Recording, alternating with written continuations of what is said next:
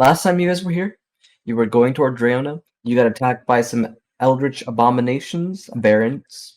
Abzu's bones got stolen. Traveler's having a crisis. Damnuna's having a crisis. You're all having crises. You decided you're going west to recover Traveler's bones that she carries around in her backpack. And on the way, you guys got ambushed. They were like, Abzu, Abzu, but then she was like, okay, I'm Abzu, listen to me, go away. They went away, fucked off. Now you guys are in the carriage. There you go, boom. Recap. Amazing. Amazing. Very That's good. a speedrunning this? recap. Huh? Thank you. Are we speedrunning this 90%? You're right. Everybody get in the activity. All right. Also, I need. Okay, I am hosting. Cool. Thank you. I see you guys are on top of that. Whoever was hosting and gave me permissions. You're welcome. Thank you. What can I say except you're welcome? Ah! All right. So I'm going to play the very standard music that we've been playing for the traveling through Rayona. So you guys are going to hear this quite many times. I mean, it's a good song. It's good. I'm glad you guys like it. Yeah. All right. So, what would you guys like to do? I give the floor to you. Oh my god. God. Fuck. Okay, so we're oh god. Basically where we last left off, Damnuna's having a bad time with Elliot. Traveler's just kind of sitting on the ground, kind of out of it. Zinlius is sitting on the stairs because, as it turns out, Emerin might not be his wife, and he's emo about it. Kess was fussing at Traveler because she seems to know something. How much she knows is debatable. Elise is just chilling. He knows a lot. Fuck you. I'm right. I'm glad. And Sataria is somewhere. I think she went to her room. I don't know. Oh, no, Where did you go? Actually. Huh? Where did you go, Satari?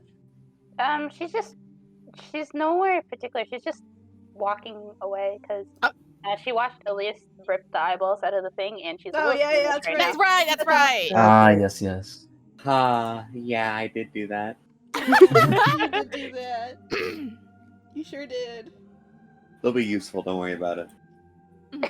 DM, are we? I'm assuming that when the thing hopped on top of our wagon, we stopped, or were the mammoths just running like crazy and we were just careening along? So the mammoths were moving you guys westwards, and then, like, as the thing jumped on, the carriage stopped, and now it is once again progressing. Now that the creatures have fucked off. Okay, These good, mammoths so- are so chill, though. They're like, this happens like all the time. The Okay, driver whatever. is just up in front, just like, this is just another normal Tuesday. I hope I'm getting over Taipei. Yeah. The mammoths are a bit hurried now, though. So. Mm-hmm.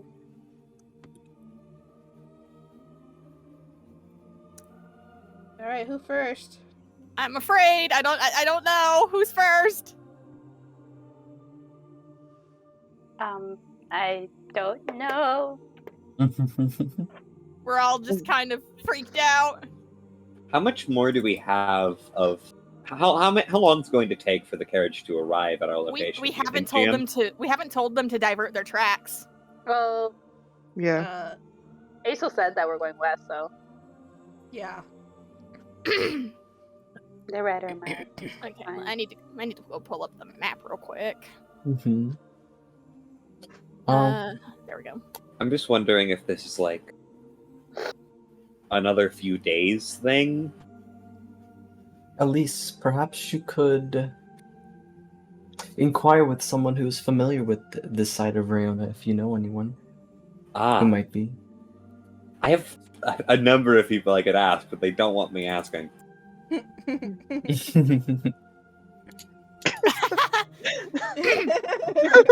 Traveler also might know.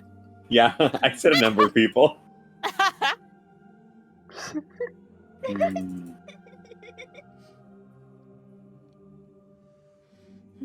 All right. Speak to your buddy, alright? He seems better. Me and Traveler are not buddies. We are enemies. No!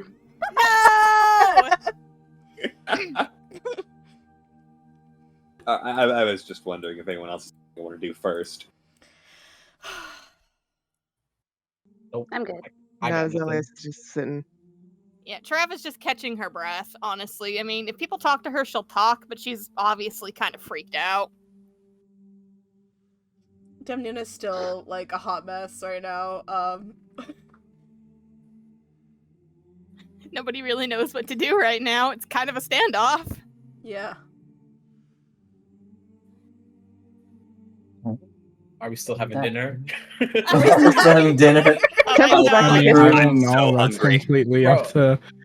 That's a valid ask, though. We haven't had food in like a while. Bro, Okay. I'm a Zelius big, is up, fine. it's up to I'm- you guys. I'm a big girl, man. I need my sustenance, alright? I need to get swole. Honestly, yeah, I saw Timpa went back to the kitchen, so I'm just like, that man is still trying to cook his fucking dinner. How much of the kitchen is still intact? Enough. That's a good question. Enough. Uh, How yeah, much? How much of most- dinner is still intact?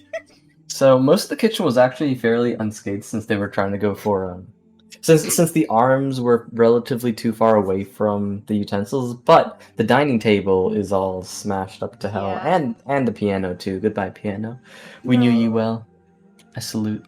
Yeah, Okay, Ali will start off with something small. Sataria will okay, help go ahead. clean up the table area. That's all. Aw. Okay. Okay, yeah. Boys, round up. Oh, I need to lower. How do I get into Elite's voice? Hatred and rage. Evil. No! It's real easy. You just talk like this. I kill 1,000 people.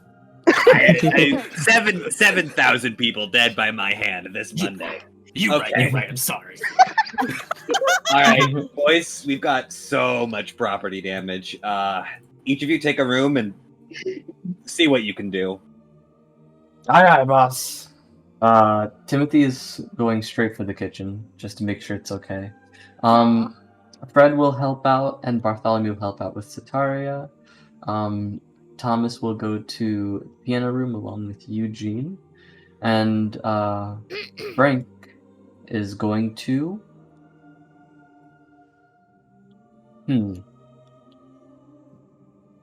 He is going to go to the kitchen as well. There we go. Just to check up on things, buddy system. Buddy Okay, system. okay. Zenlius, Yes. you might want to get off the stairs or you might get bludgeoned. At least moves past you. He scooches to the side. Actually, no. He's gonna get up and just go to his room. Alright. Hmm. As you go to your room, you see Elise walking out of his room, pushing one of the boxes of food he has. Oh my goodness. It makes a terrible scrape against the wooden floor. What in the gods' names are you doing? Feeding people. I guess. Have you eaten? No. Well, take something out of the box. You're back. What's in the box? All that shit I stole from fucking All right. Amaran's house. Minus the soups. Minus the Minus- Minus the soups, Frowny. He just kind of takes a piece of bread. Yeah, Will alright, this well, suffice? you'll get more later. All right. Elise pushes it. No one's standing at the bottom of the stairs, right? No, no one's here. Elise kicks it. Who the? Thud, thud, thud, thud, thud, thud. It just lands with a fucking loud thud, and you get the traveler off to the side, just kind of jumps like gods. Shadagon, was that necessary? I didn't want to carry it.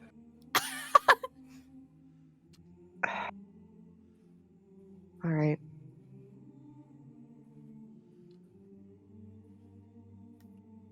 What's All right. Oh, go ahead, Rix. Yep, all of you round up. Dinner time.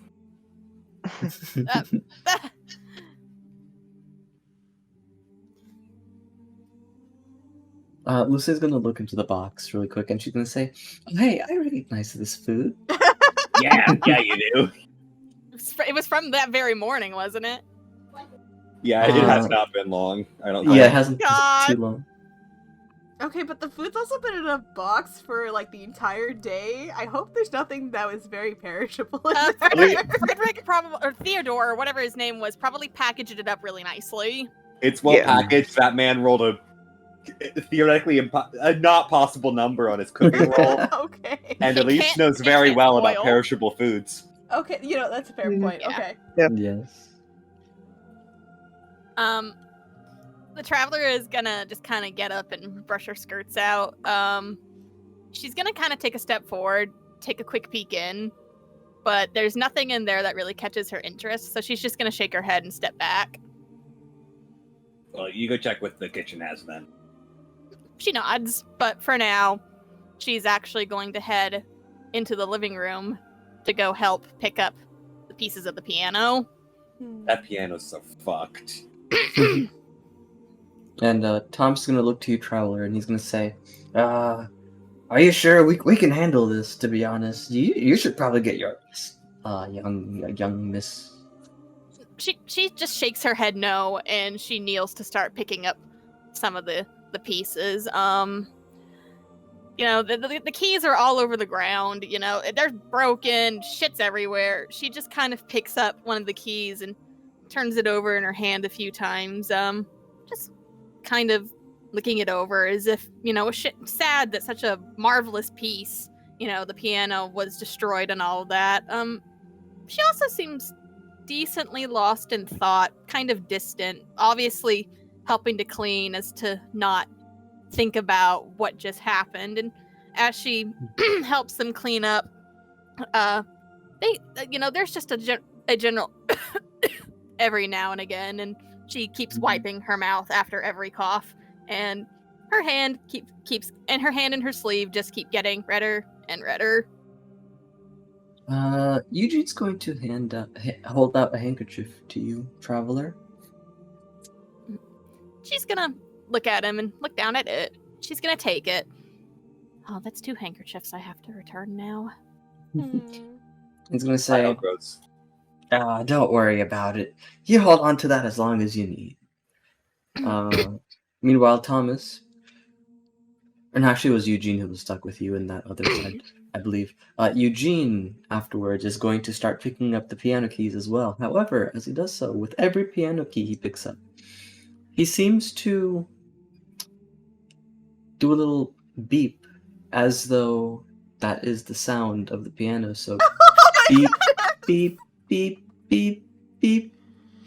Oh my god. As though in hopes to lighten your mood a little bit. Aww. And well, it doesn't really make her smile or anything, but the tension in her shoulders relaxes just a smidgen, and she seems to kind of move a little bit quicker in helping move everything around, even if, again, every now and then it's just punctuated with Okay. Nice. Well, I'll say with the 3 of you, you guys are able to pick up the pieces and fragments fairly quickly, actually, like maybe within like 15 to 20 minutes. At least the parts that are like, a lot easier to manage. The rest might take like a hefty broom to deal with. Mm-hmm.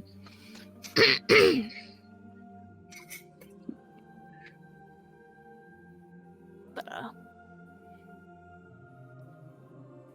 after that's done, she's just gonna kind of, stand up, brush out her skirts, and then just kind of back off over here, mostly out of the way, to just kind of observe and just kind of silently muse over everything that's happened, because everybody heard all those little creatures screaming Abzu's name at the top of their little lungs. She hasn't told anybody, though, thanks to that telepathic conversation, how she managed to make it go away, that the creature go away. Maybe she'll tell later, maybe she won't. but she's just kind of trying to stay out of the way for the time being. Okay.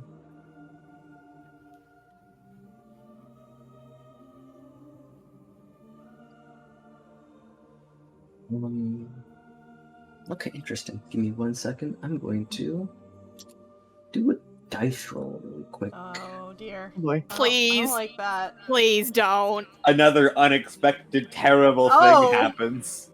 Okay. Interesting. D2. Oh, it was just to help me make a quick decision really quick. And looking over their shoulder, so Raphael this entire time was, standing right there, sort of inspecting the damage that's been had. And they were watching this area before their eyes kind of trail over their shoulder to you, traveler. And they're actually going to step up towards you. And they're going to say, "Excuse me, a word if you may, or a word if I may." She is going to look up from wiping her mouth off on the handkerchief she was given, and she's just going to pause for a second, her head kind of looking to the side as if, trying to think, but she eventually nods at them as, a sign of willingness to speak. I'm a healer, you see, and I'm quite adept at taking notice of when someone might be ill or still suffering from the after effects of a severe illness. I can't help but notice some of the symptoms in you. She's going to kind of knead the handkerchief in her hand. I doubt it's anything that you could fix.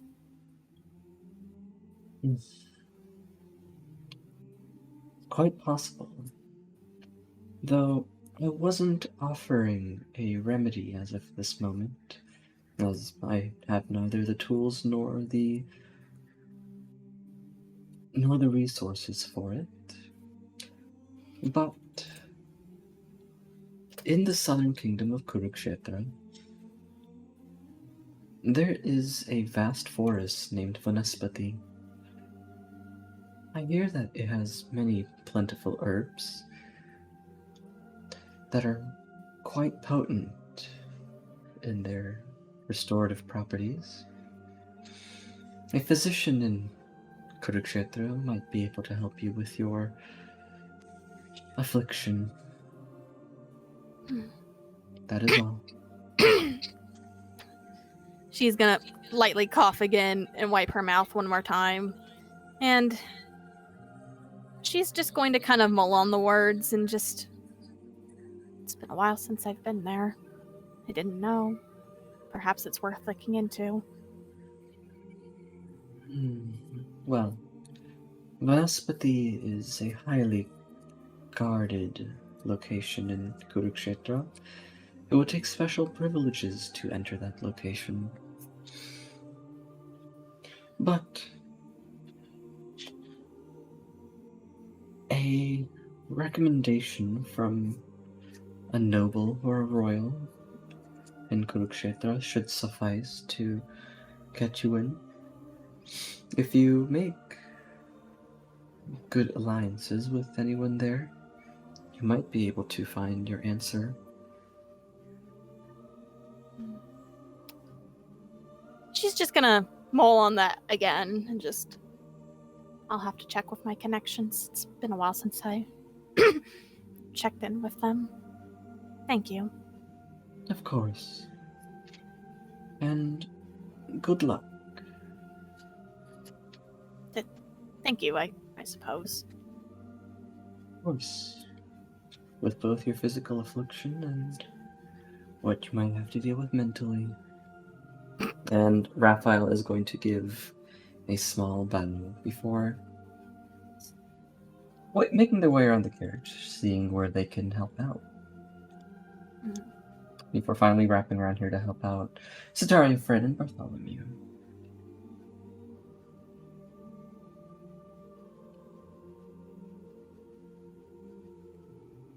and she watches them leave, and she kind of settles back against the wall, and to herself, she's just going to kind of muse. It's been almost 10 years. I doubt anything can fix this. Hmm. Interesting. All right. Who would like to go next? Also, correction, it's 9 years. 9 years? Okay, gotcha.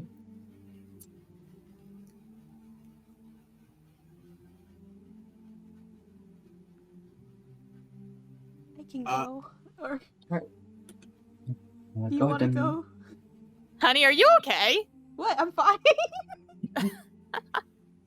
Usu, do you want to go? I was just gonna ask the DM. Go Correct me if I'm wrong, Cass. but there was like a arm right here, right? Yeah, Yes, I there got was. pushed That was out. the one that got pushed out. How did it enter? Like, was it through a window or something? Yeah, window. Yeah, Is there it- are windows on Uh-huh. this, but they're like the actual map doesn't have windows, but like use your mind's eye to imagine that there are windows. Like all Is over this the window cave. busted? It is busted. You guys are freezing. Is the snow just piling in right now as we're moving? Yep.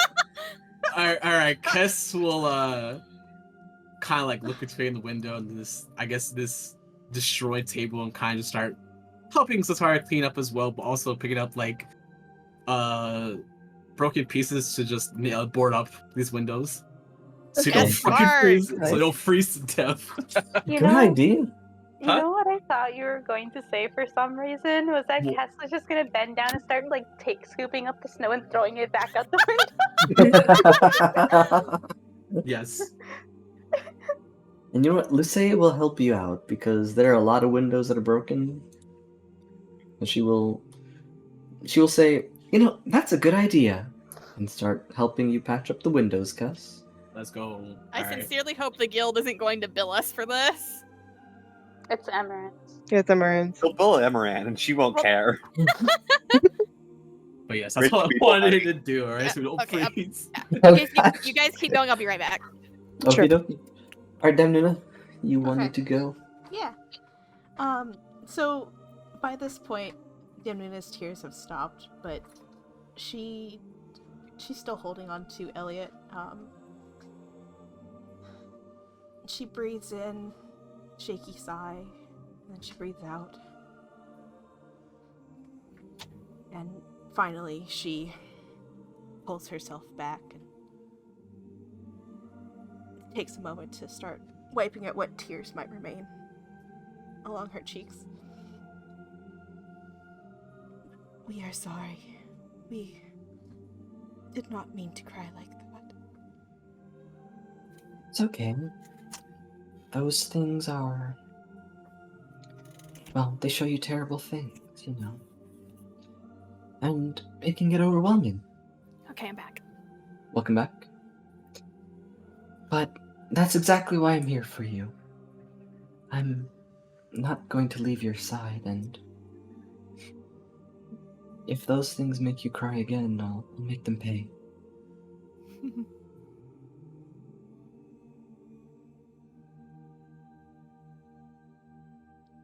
It is,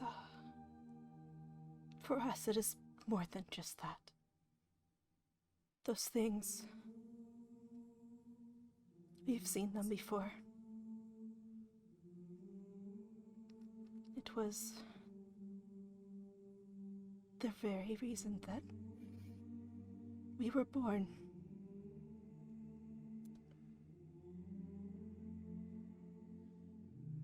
Our forest, it was things like that which left it in such a corrupted state.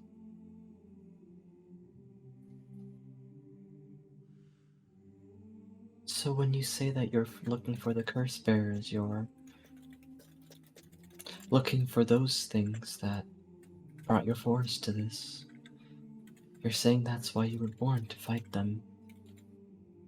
Yes.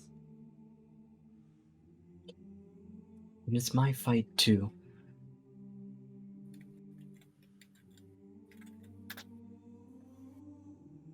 You don't have to fight it alone.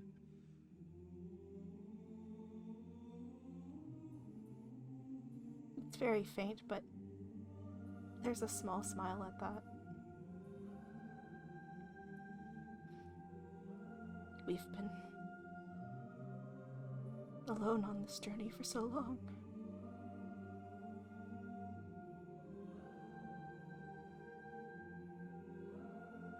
That comes to an end here and now. I won't let you be alone again. Thank you. Of course.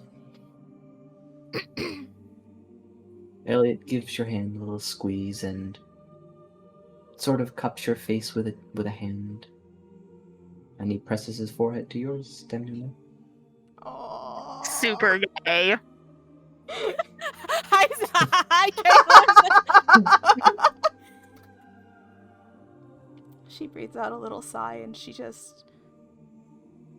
leans in as well and soaks in the comfort of his touch.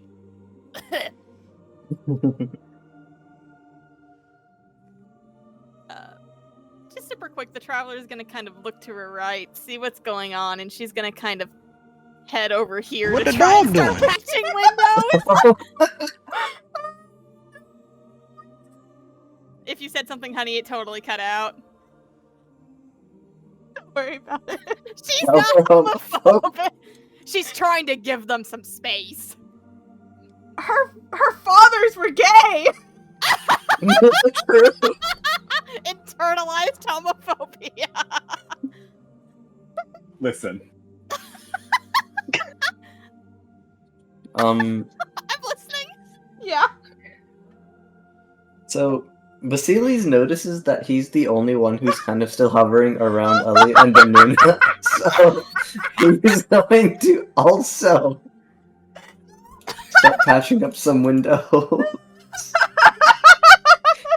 He was like, hey, when the crowd disappear, and now he was just chilling there. These fucking young ass kids with their fucking PDAs. True. Wait, what do you mean he's younger than everyone here? I know. He's just like, ew, adults kissing. Adults Right? kiss. They're not kissing. Yeah, the traveler just kind of goes to start patching up windows with pieces of the piano that she can pick up. Yeah, so over here it's just like, What the dog doing?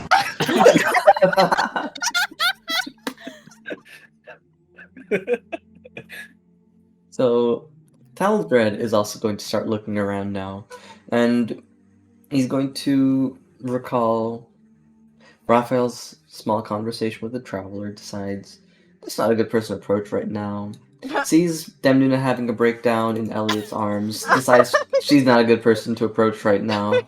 So he's gonna go around you guys to Elise and Zenlius, Nice. as he is the first of your group that he takes notice of after going in this direction, and he's going to look between the two of you, and he's going to say, I've noticed that we've stopped going north and we've started going west. Bones. Yes. Bones. Bones. Bones. We're helping the traveler. Take an apple. Apple is appreciated. He's gonna dip his hand into the box, pick up an apple, before looking at the two of you again, and he's going to say, so this detour, where is it taking us? Fort Ragnar. Yeah, the fort. Yes. Fort Ragnar. Yes. Let's see. And he's going to look a bit thoughtful before saying, well, Fort Ragnar was built closer to the border in order to ensure stability against Alzagard.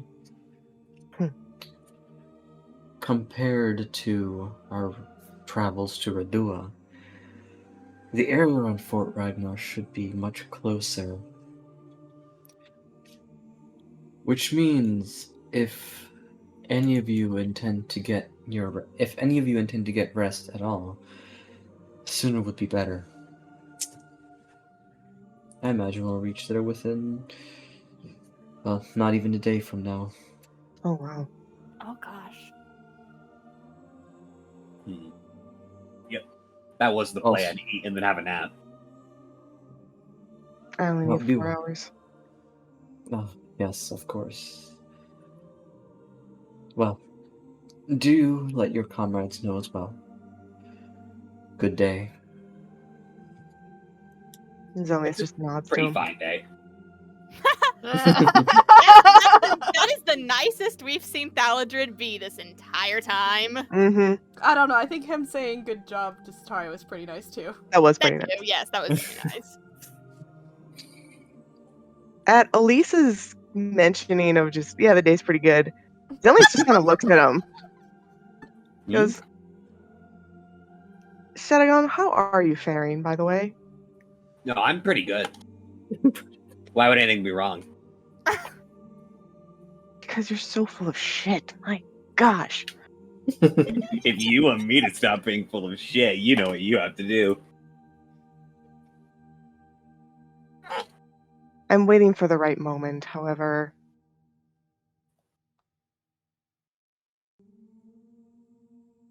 I don't believe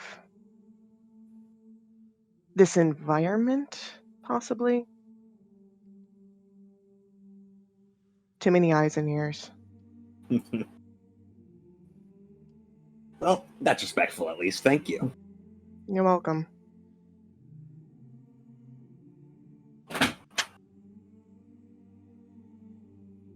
Ooh, I need to go eat just so much. And no one else has come and got food out of the box yet. That wasn't a suggestion, it was an order. Zelius just holds up his little piece of bread and just kind of keeps staring at it. You're good, you have bread. The traveler is just she's gonna hear that over her shoulder, and she's just gonna roughly sigh and finish jamming shit into this broken window and just to herself, he's gonna yell at me if I don't. God damn it. And Eugene in the distance is gonna say, "I got pocket snacks, boss. Is that okay?" What? I got snacks in my pocket. Is Oh, that yeah, is that that's good. sufficient? Okay, great. In fact, we all got snacks in our pockets. Pocket snacks. They all carry the Pockets. exact same thing everywhere they go. Absolutely. Traveler is gonna finally approach one more time. On cursory glance, she didn't see anything that was really interesting, but knowing that Elise is probably gonna get on her ass if she doesn't take something, she's gonna kind of look again. She's gonna kind of look and see if maybe there's anything liquid or very soft. Can I roll perception to see if there's anything in there? Go on. Damn. Oh, pretty good. Shit. Elise, did you write down all the stuff that you packed up? No, you didn't give me a full list. Oh shit. You gotta Okay. make something up. Well, there's bread, were so. there were sweet things, there were Well, not I sweet feel like the things. bread would be stale by now. That's true. It is a little. Hmm. No, yeah, it'd be a little stale. Yeah, she has to have something explicitly very soft or liquid or something that she can put in a liquid. What about like pound cake or something? It's hardly nutritious, but there was some pound cake in there. There were desserts. It's fucked up what that guy made. There's In meat in 20 there, minutes. but yeah.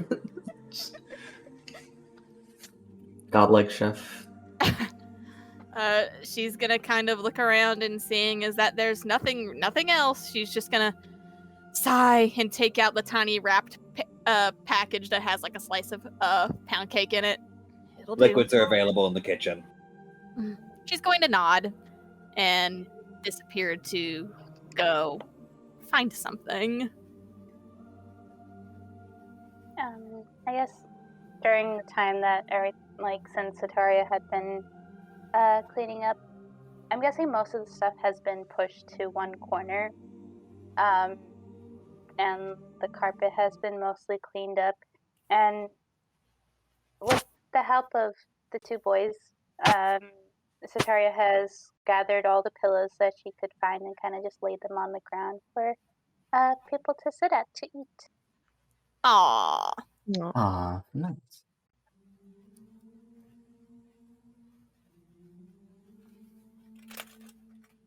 There's some small thing I want to do, but just real quick. Yeah. Go ahead, Before, Denise. before the window is completely boarded up, because they're going west, Mm-hmm. Oh. he's just gonna look to the east. He's gonna look out the window, and what does he see? What do you see? Yeah. You see an expanse of snow covering the ground and the trees like a blanket. It's not too heavy quite yet. In fact, you can tell the snow is fairly light since you are still somewhat closer to the border between Rona and Alsegard, and that you know that where you're from, the snow falls a lot heavier, a lot thicker, and the Mhm. winds are often colder. Mm-hmm. But yes, you see wilderness. Okay.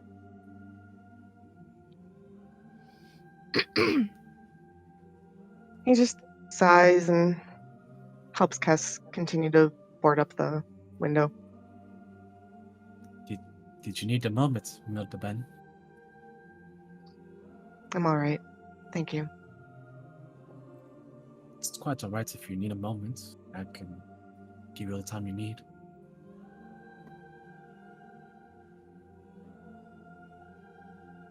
It's just I'm a little. I don't even know the word. Home isn't too far from here. Although I say home loosely.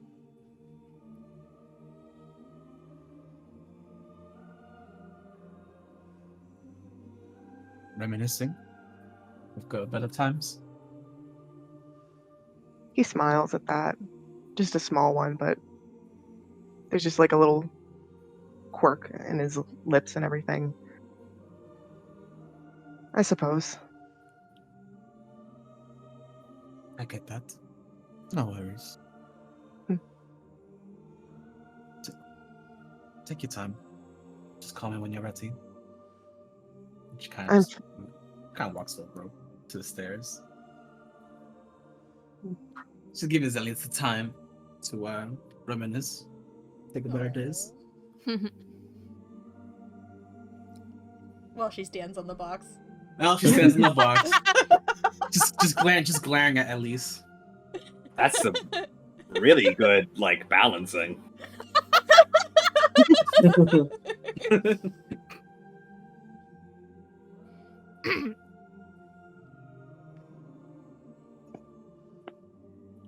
Caleb, do you have anything else to say?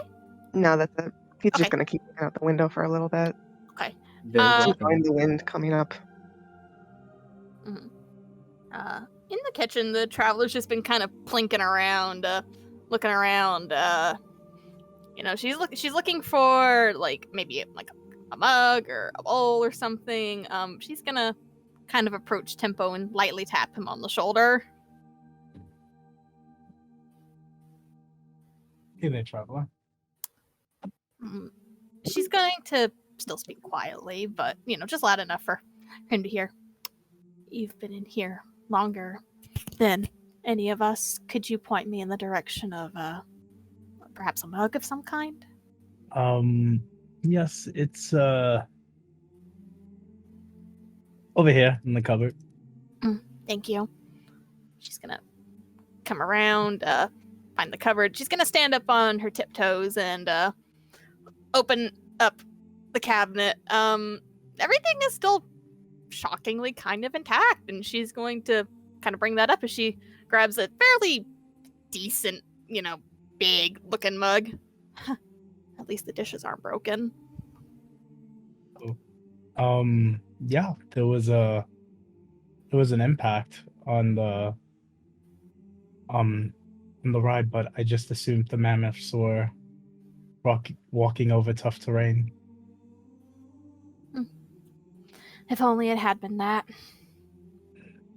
I see. Are you all right? By the way, nobody had the chance to come over this far except maybe one of the boys, or do you need healing?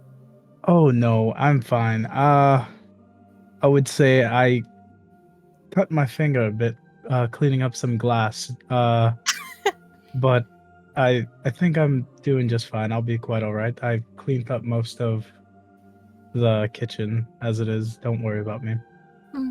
Very well then. GM, quick, flavor text question. Go ahead. I love the hesitance in your voice. You saw what now? I said I love the hesitance in your voice as I ask that. Oh no, I was just processing your point yeah. or your request. Is there like a refrigeration unit in this kitchen? Does such a thing exist? Is there milk? So from what you can tell, and what you know of your travels as a merchant, things similar to cooling devices for food would be a luxury for many people. And even though this is a luxurious carriage, you feel as though it's still quite intended for home use as opposed to travel use. Mm-hmm. So you don't see anything that might work as a refrigerator in this kitchen right now. Okay. She's just gonna look around, see the lack of aforementioned cooling device, and just kind of. She's gonna reluctantly go to the sink, crumble up the little pancake in the cup, and put water in it, and just. Oh, this will have to do. Oh no, she's having her pound cake with water. No. She's turning it into a slurry. Oh Is no. it Tempo making soup? No, he's making chicken with cauliflower rice. She can't eat that. That was real life. I posted what That was Tempo real life. making. Yeah, And the one that Tempo posted was a soup. yeah. I made emerald soup actually. Well then. She's going to have this as a light snack then. That's a light snack. And she's like, "You take your sad ass," when he made a whole ass meal. I'm sorry, that's so funny. Oh my god. Oh my goodness. Timbo can just bring stuff out later, I guess. Yeah. She's gonna take her sad ass cake slurry. And she's going to leave and just kind of go back to the dining room and lean on a wall and nurse on it.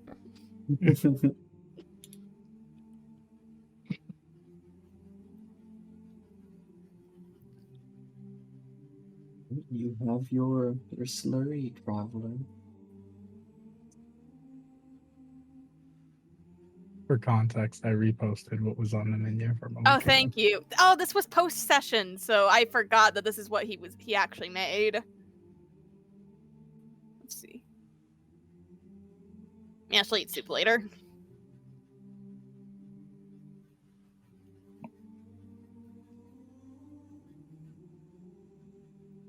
Alright. Let's see. And Lucia is going to approach the box as well. And she's going to say, "Mind if I pick something up for Emeran and myself?"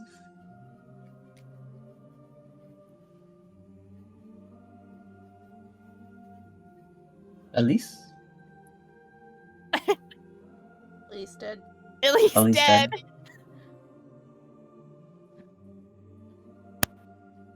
Rex dead. Microphone, what are you doing? Oh, there you are. Hello. I was unmuted and it just was not picking up audio. Yeah, go ahead. Weird.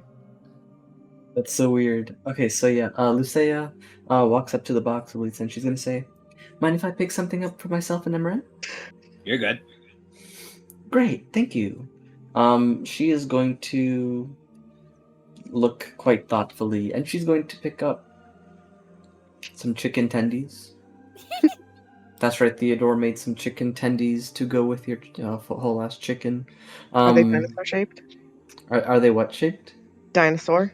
They are dinosaur shaped. Yes. Are we confirming dinosaurs in the lore? You said what now? Are we confirming dinosaurs in the lore? Of course. Apparently. Dinosaurs are just wingless dragons, obviously. It's just mythological creature-shaped ones, like unicorns and werewolves. And Nah, they're dinosaurs now. Write that down. Write that down. Write that down. dinosaurs real. Dinosaurs. real. Dino Nuggies, fuck my meal. Tempo, just bring the pot out to the fucking dining room. I was letting everyone go through their motions. I'm sorry. Well, you might Tempo it has the boys bring out a meal. Boom. I was like, I ain't interrupting you with that.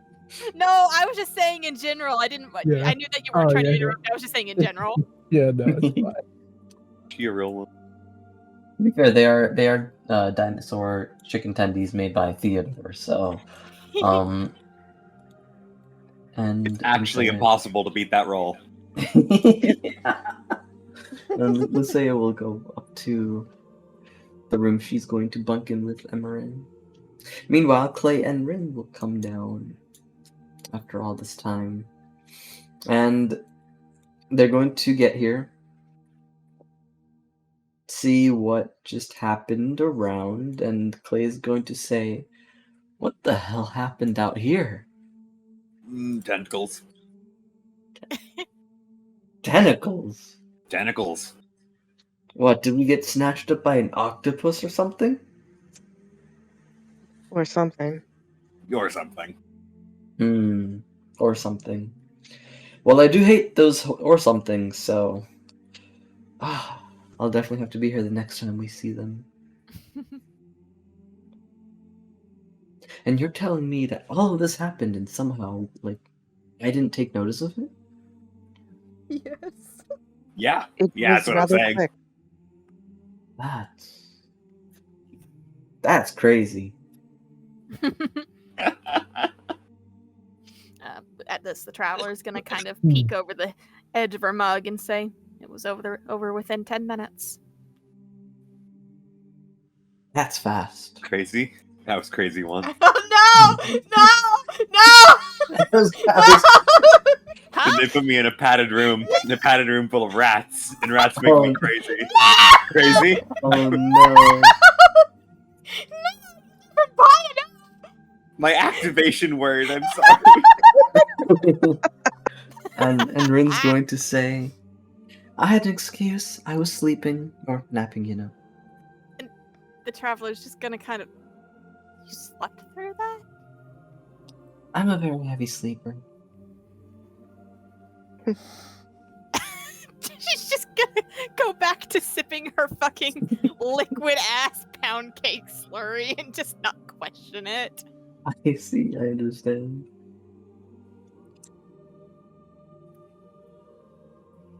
And Frank is going to approach you, Tempo, and he's going to say, you need help carrying any of that to the place out there. I can't really say the dining room anymore because the dining table's destroyed, but I guess it still kind of says a dining room. I mean, yeah, sure. You can take over.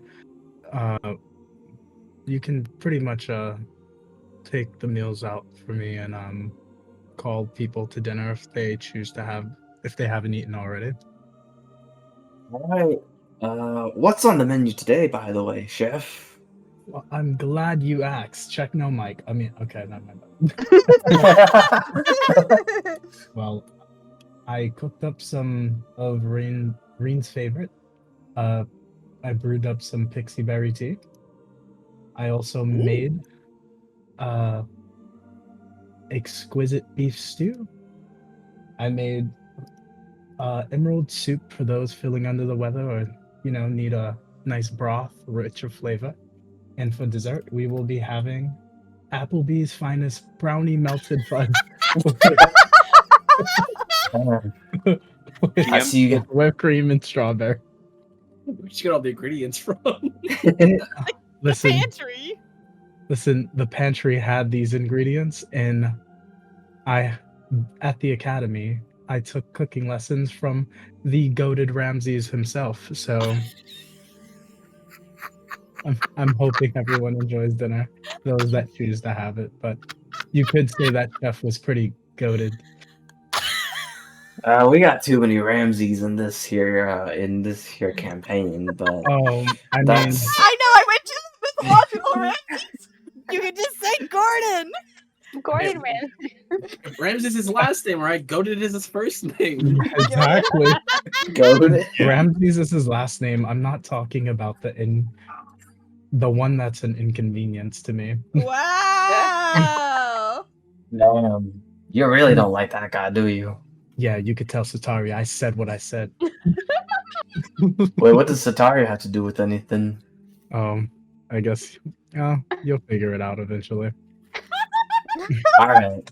Well, I'll go carry out the beef stew. Timothy, you help me carry out the soup. And Timothy's gonna say, "All right, I'll help you carry out the soup." And the boys are gonna step out, and they're gonna carry the soup and the beef and the stew, and they're gonna say, "Tempo cooked some dinner, by the way, for any of you who want to eat and haven't eaten a meal yet." And Frank is going to pass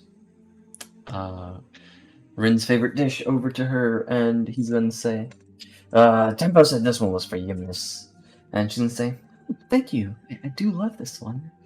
And he's gonna pass some beef stew over to Clay, and Clay's gonna say, "Beef, Beef. beef." Beef.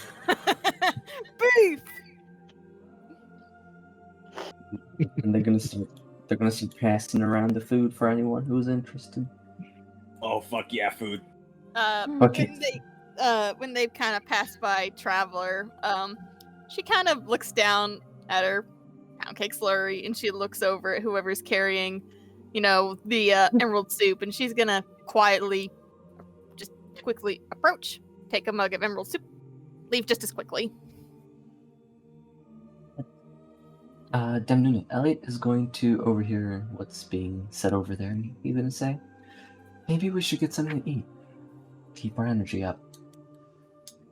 Oh. Yes, we should. And she pulls back at last, and she's still holding his hand, but she kind of pulls herself mentally back too, and walks with him towards where everyone else is. Yes, and Elliot will tag along and follow, holding your hand still as well. Family dinner. Family dinner. Family dinner. Elise comes up and takes a plate of all four. Nice. And just for lore's sake, since we don't have refrigeration everywhere, if those of you that didn't know, salting things was a means of Preserving it. things. Yeah, that is true. Yeah. And back then they would powder milk too. To make it Yes. shelf stable. The Traveler just didn't think about powder milk at the moment. She was just like, You telling me that powdered got milk? I was trying to think. Telling me that shrimp fried rice. And, Vasilis is going to enter, and he's going to say, "Well, the great Vasilis doesn't need to eat or drink in order to function at full capacity. However, the great Vasilis is grateful all the same."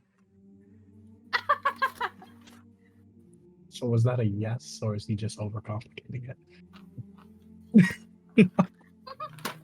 What I mean to say is, I will gladly and gratefully partake of this dinner that you have so beautifully crafted today. Oh.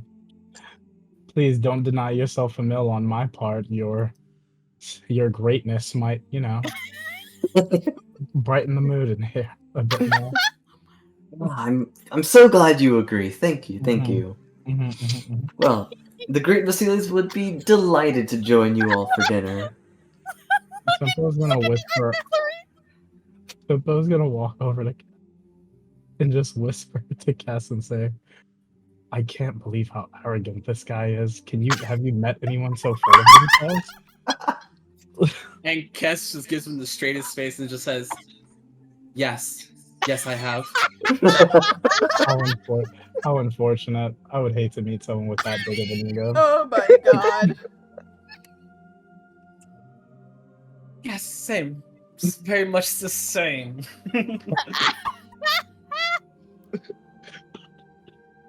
And Kess just kind of takes her 2 bowls of beef stew and walks yeah. away. Kind of sits over here. Even though they're chairs, are there chairs? No, they're all destroyed. No, they're all All this shit is broken. But I put Yeah. cushions on the. I mean, Yeah. it didn't matter, right? Kess used to sit on the floor anyways, so she just sits on the floor. Starts Wow. eating. Crisscross applesauce. Yeah, Yeah, I there's always say. cushions on the ground for everybody to sit on. Yeah, Trav is actually gonna kind of loop around after getting her food and just right here. Damna's gonna take a look at the options and she's gonna point at the emerald soup. She's gonna go, excuse me, what is this one? It's emerald soup. Emerald soup? Mm-hmm. And what is it made of? Emerald soup is made out of your finest chickpeas. More peas. A tad bit of herbs, garlic, cloves, and lime. And it's kind of made, I don't know if you heard of it, but we kind of mash it together and, in kind of the same ingredients you would find in hummus, if you would. We see. And she's gonna take the emerald soup and she'll take some of the tea as well.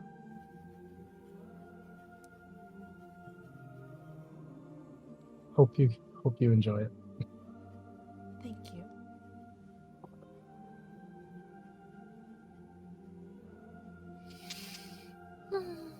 She's gonna look at Elliot real quick too. Oh, I'll partake of some soup as well. Help yourself. I appreciate it.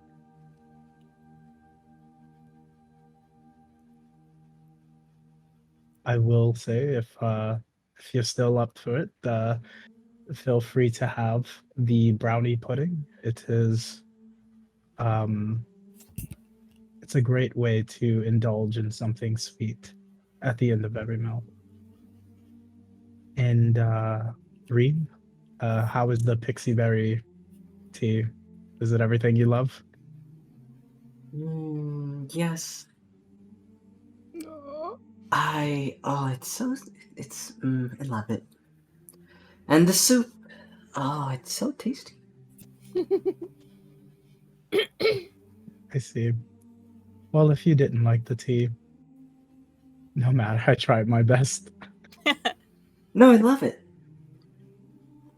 Fair enough. I tried to keep it the same as old times. Cute. And I appreciate that tempo. And Clay, try not to choke. We do know how you can vacuum down food.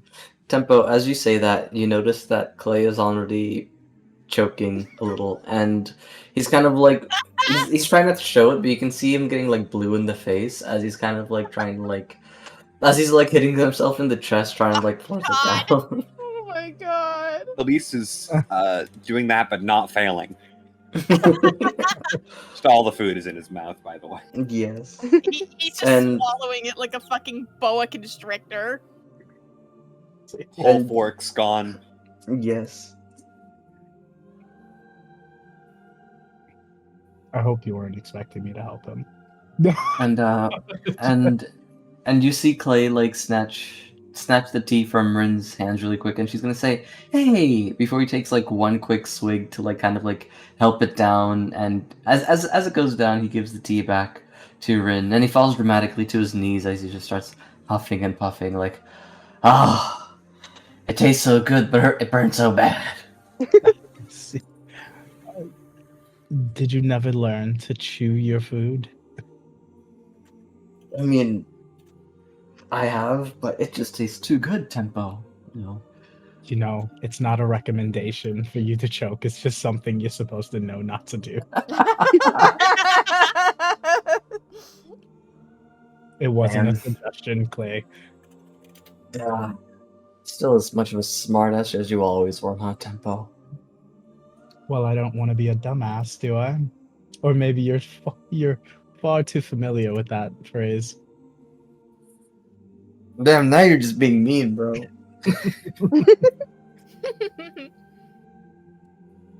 Would I want you to make an ass out of yourself? Well, you see Play like take a big spoon of beef stew, and he makes a very obvious showing of him chewing. He doesn't chew with his mouth open because he's not a barbarian, but he's very dramatically chewing on the beef stew. And You say he's not a barbarian when he was literally trying to swallow his food whole. look, the food's just tasty, okay? The great Vasilis will also partake of the beef stew. Stunlace is just kind of chilling in the corner, kind of still just looking at and slightly picking at the bread, not eating it, just picking at it uncomfortably. And he's gonna glance over at Sataria and just say, "Aren't you going to go grab something?"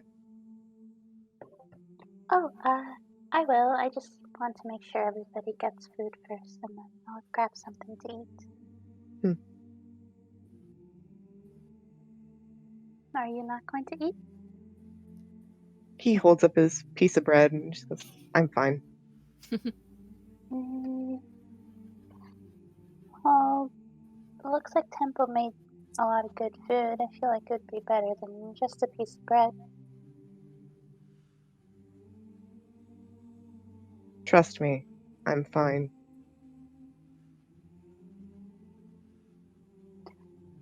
I trust you with a lot of other things, but maybe not so much in this aspect.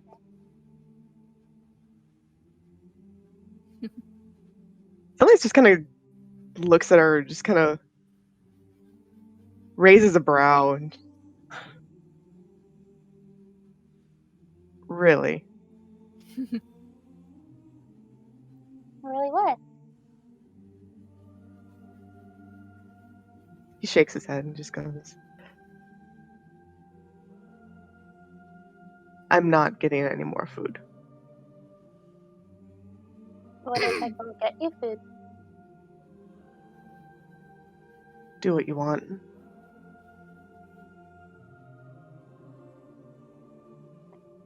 And she just gives a little nod, and I'm lagging really bad, so I'm not gonna move her, but she'll go and she kind of stares at the food for a moment, unsure what to get, but she decides to go for the soup and pours out not a lot, but just enough, and then comes back and holds it out to Zenlius. He just kind of looks down at it for a second, just a little, not surprised, but just kind of like, in the same vein as like, did you really have to? But he takes the bowl. He nods, just thank you. Of course. Now, eat up and go get some sleep. He just looks at the bowl, just and like he leans against the wall and just kind of slides down to the floor, places the bowl in front of him, and just kind of bread in one hand, spoon in the other, just kind of stirs it.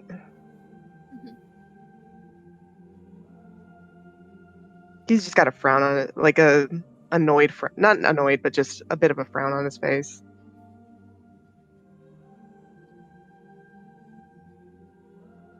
The soup's going to get cold if you keep frowning at it like that.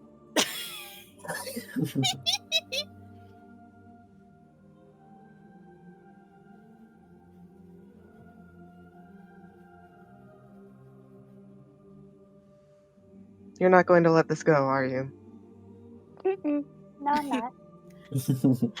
At this, the traveler is going to kind of glance over at Zenlius, and she's going to kind of glance at Sataria and back at him, and she's going to make a point of lifting her bowl and taking a sip from it.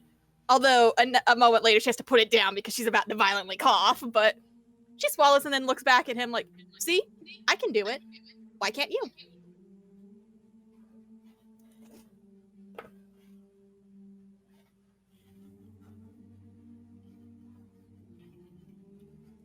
Zenlius just has his bread in his hand. He stands up and he goes just back to the window. I can't. Zenlius, roll endurance for me. Oh, for Damn fuck's sakes, here we go. I'm just doing this right beforehand. Oh, Ooh.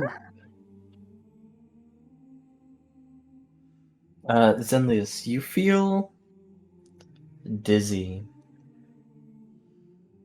Just for a little bit. As you refuse the food. In fact, you're about to say I can't, but in the middle of your phrase itself, your words start to simmer out before that dizziness hits you. And that weakness starts to take over your fingertips. He brings a hand to his head and just accidentally drops the bread and just.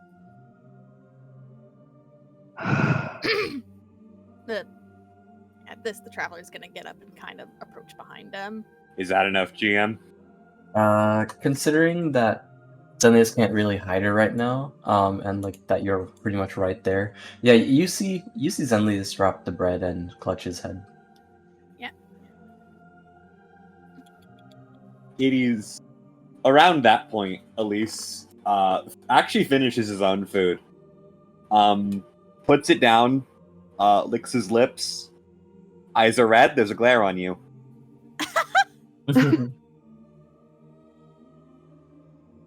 He doesn't move. Zenlius can feel that glare on him. He feels it.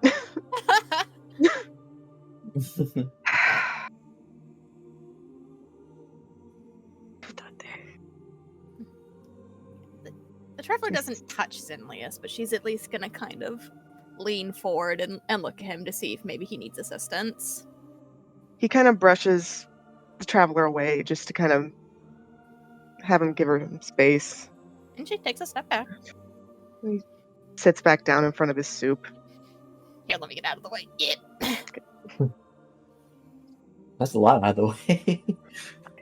He picks up the spoon, just kind of half glaring at Elise because just it's one of those things. It's like, okay, mom. Okay, mom. Oh, I'm not your mom, I'm way worse. Better not be. Elise's mom? No, no, it's just you know what I mean. No, I know. I was just making a joke. Yeah. But he picks up the spoon and just puts it in his mouth, grimaces a little bit,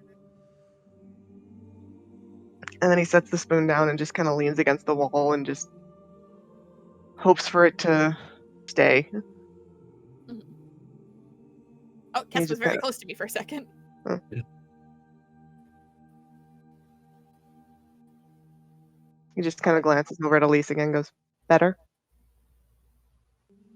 He hasn't moved. He's still just kind of sitting there. So you're not getting glared at. He sits like a fucking gargoyle. like in the Slav squat. Oh, jeez. Amazing.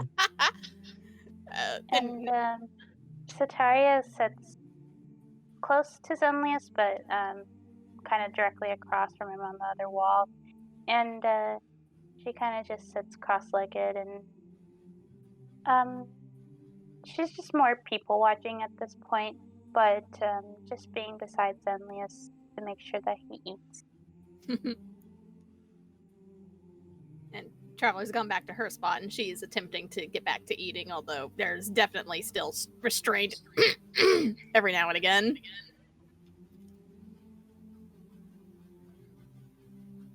Can I Look. help you, Nenin, or are you just going to gawk at me? Sorry, is that aimed at me? Yes, Nenin. Oh yeah, say that again. Sorry. Let me write it. Let me put it down. Thank you.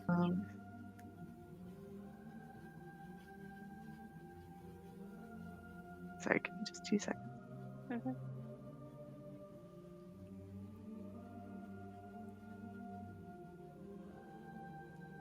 Nehin.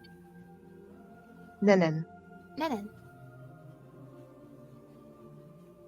She just gives him a smile and a little shrug, and I'm just, I know it looks like it's difficult, but I just want to make sure you're eating, that's all.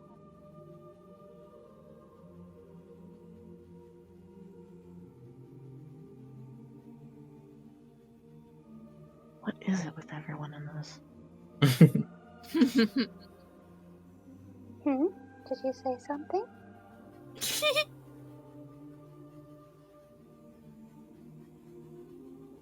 I'm simply curious as to why it matters to people so much what I do.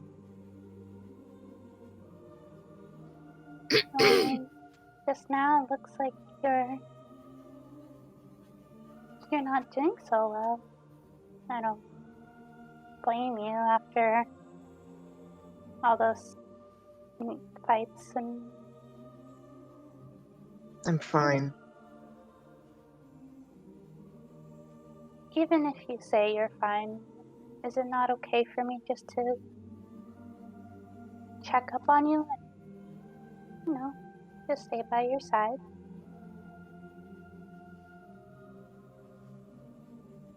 It's a waste of time. I don't think so. Why would it be a waste of time?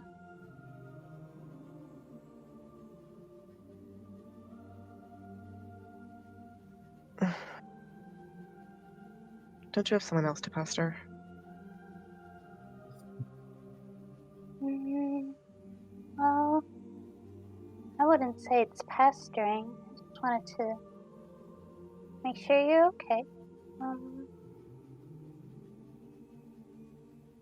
I'll stay for now, but if you really need me to go, I can.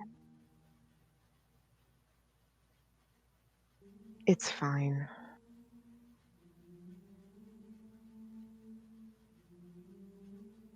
And Satari happily smiles at that. Zenlace is just still stirring his soup a little bit, and he's still frowning at it. Just, it's good. He knows it's good, but it's just so hard for him. Yeah. So he tries to take another sip or another spoonful, and again, same thing. Just leans back, hopes that it stays down. Roll endurance for one more time. Damn, bro. Damn, bro. Leave him alone. Oh no! Oh no! Oh, Okay, yeah, you're having a decent time stomaching it, Zenlius. Okay. I was afraid. Same.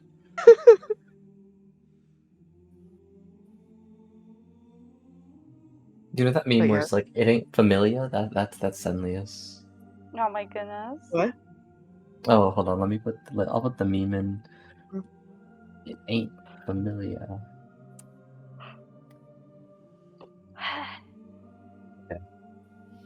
I'll put in co-memes. Okay.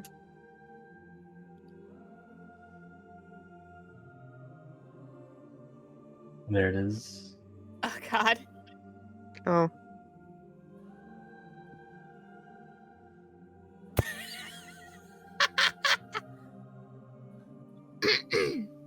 Okay, I'll watch that later. Yeah, If Yeah, I'll watch it later. If we can watch later. Yeah. So he gets go through ahead. about. Sorry.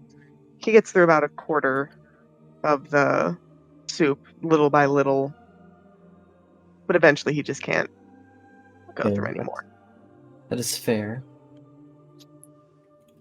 And Satara notices that he's kind of slowed down to a stop, and she just smiles and gives him a slight nod. She's like, "There you go. That's good. I know it looked like it was difficult, but you got through some of it, and that's better than nothing." I'm not a child, Menon. I wasn't treating you like a child. It's just, never mind. Anyways, I'm proud of you nonetheless.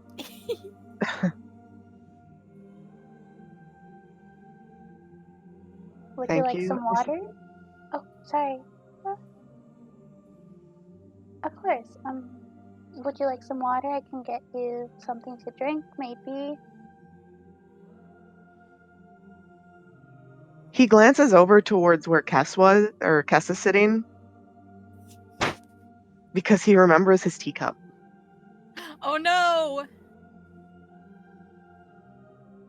Oh, is the teacup around Ryan? Teacup's shattered. That's where he put it down. No, it's in pieces. Oh, your special teacup is destroyed? I Well- would assume so. Is it? Oh, okay, so you set it down on where the table was, right? Yeah. Yeah, and yeah. then things came through the wall. Ah, Yeah. okay, if it was on the table, then yeah, it's Yeah. shattered. Yeah, it's gone. Oh. No, thank you. Oh, well, it is important to stay hydrated. Are you sure?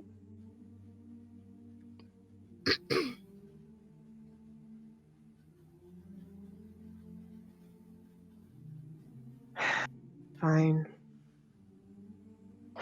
Okay.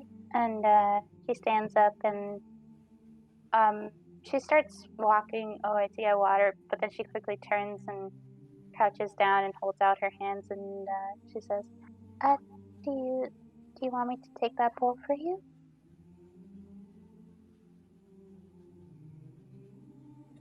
He hands it off to her. Thank you. Of course. And she goes and I guess to the kitchen. I would move her, but I'm lagging as all hell. She goes to the kitchen, drops the bowl off, and gets some water for Xanthias. And she comes back and she crouches down in front of him and slowly places the cup of water in front of him.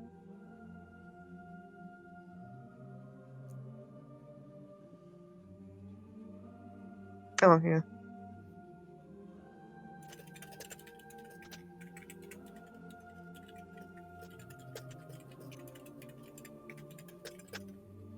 He picks up the cup and he kind of smiles, like he's got just a small little smirk, and he freezes the bottom of it.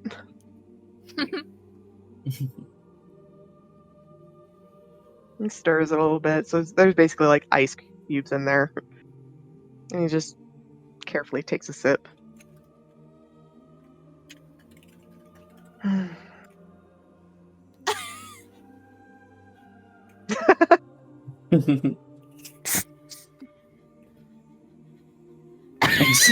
Except him! What are we doing? We're deciding rooms Mm-hmm. in chat. Is there anything else I can get for you? No. Wait, we're choosing Thank which you. rooms we're going to be in? Yeah, bedrooms. Oh, it's only 2 per room, right? 4 per room. Four It's per 4 per room. They're double bunk beds in each room, so 4 beds per room. Okay, well, I'll take lucky number. I'm in bottom corridor 2. I was gonna choose 3 anyway.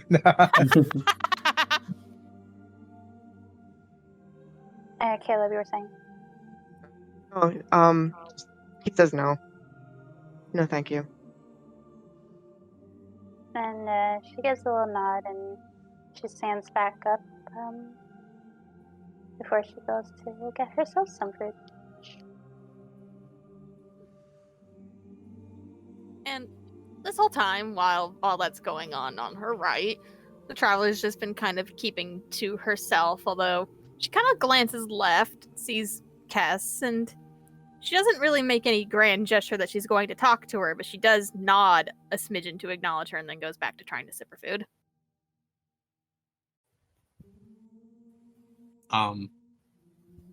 Kessa noticing gives her a small nod as well of acknowledgement before she just, talks out loud to the whole room itself and just says, "Well, this is certainly delightful. Can't remember the last time we were all gathered here, eating. The only thing we're missing is a cozy campfire. Well, we all had a pretty rough day, I would say. And I don't like... Well, since my freedom, I don't like going to bed on a bad note, so... Does anyone have anything to share? As in, does anyone wanted to do something in your adventure when you became adventurer?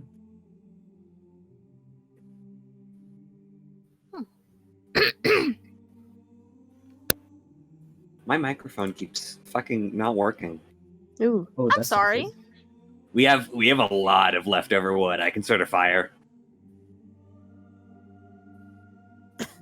I don't think starting a fire inside of a moving carriage is exactly prudent.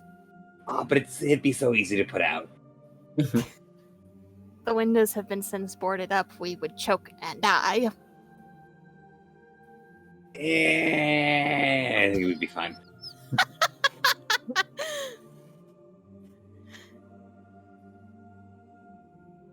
Okay, no fire, fine.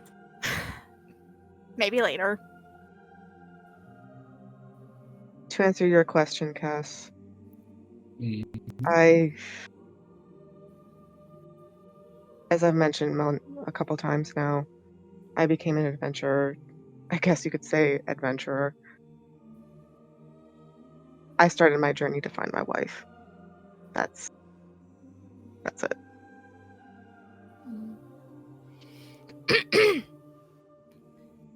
I was wondering why no one was answering me, and I didn't realize my mic was unplugged.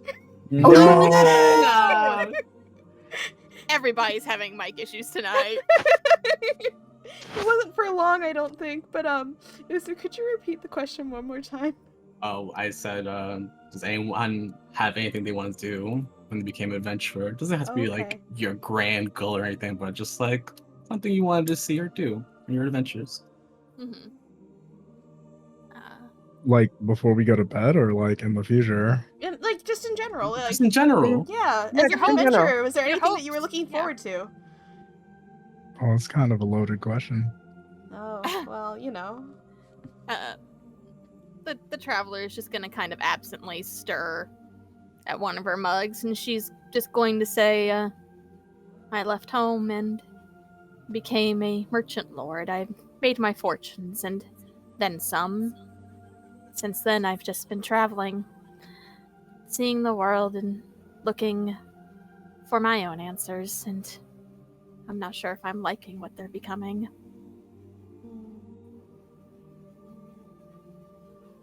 I see.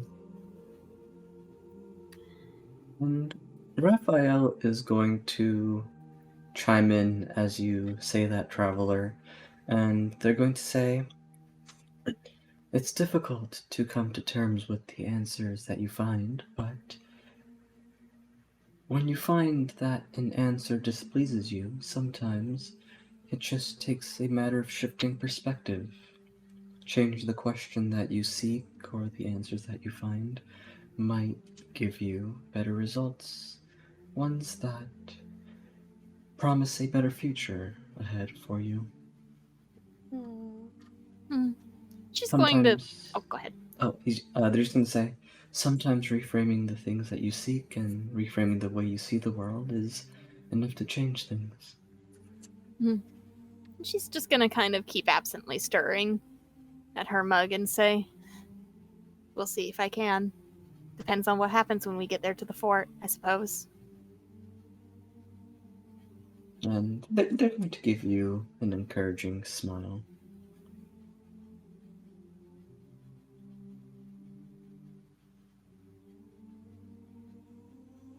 We'll find them, traveler. She's gonna kind of glance over towards Zenlius and give him a small nod. And to him, she's actually going to kind of, it's quick, but she's going to quirk a tiny little smile for him. Just a small one. He just nods at her. Mm-hmm.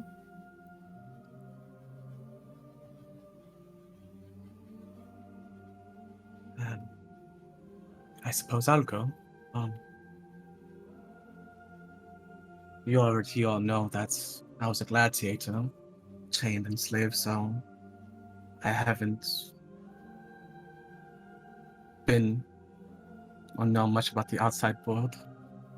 The only thing I did know was just a small hole in my cage. Mm-hmm. And I guess it was some form of psychological torture, knowing that your freedom was just several inches behind concrete. But I'd always stare out the window, and I'd always admired the birds. Always so free. Ever since I won my freedom, I've always wanted to hike up the tallest mountain, where the peak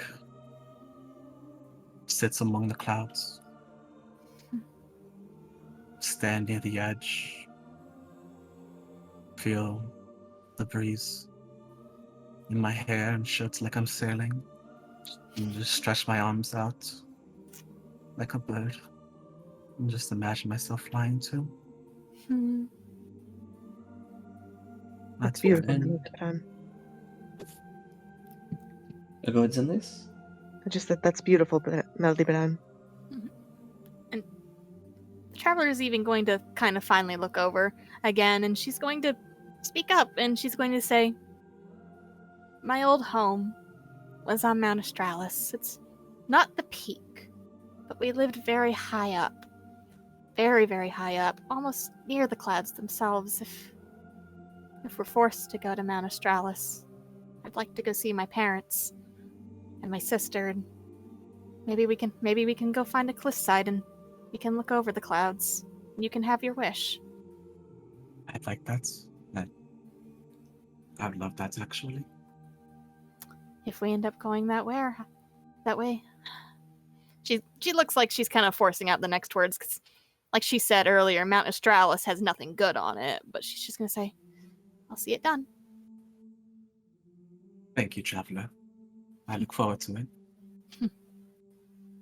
And Elliot is going to chime in as well, Gus, as you make mention of this. And he's going to say, well, there's a lot to see in nature. There's forests, there's trees, there's oceans. I have a lot of theoretical knowledge on exploring these places. The spirits, they guide me, but I still have a lot of progress I have to make if my body wants to keep up with what my mind knows. But I could help you. There are things I know about nature that would make it easy and simple to explore. And I won't hold you down.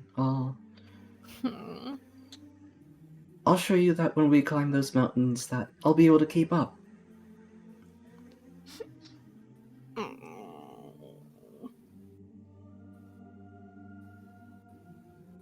Eat up, Elliot. You're going to need the muscles and you're going to need the muscles, and that requires a lot of sleep and a lot of eating. So grab yourself another stew, and we'll see. And Elliot is going to pick up a second helping of soup. Let's go! Get swole, baby boy! Let's go! And he's going to say, way ahead of you.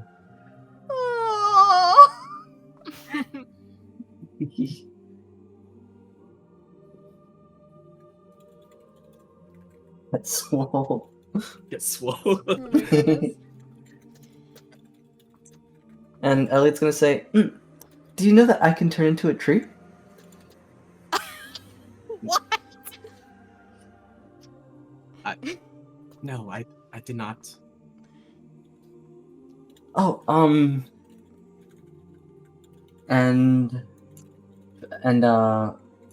he tries to turn into a tree. As you see him begin to focus, and you see him raise his arms out as though he's trying to induce this transformation before his arms slump, and he's going to let out a little and Fred's gonna say, "Oh no, but the kid can do it though. I saw it. You know, he turned into a tree and he took a hit that was intended for me, and he saved my life doing it. Aww. Aw. It's a daily power, so you can't do it again. But you know." Oh, no. Oh my goodness. Well, until Kes sees it, she's gonna nod her head and just do like a little double take. Just say, yes, impressive, yes.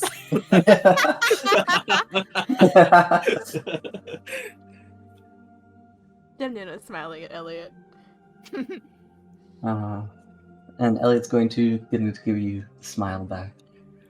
Yay. That was so muffled. Yes. She was eating the Hold on. mic.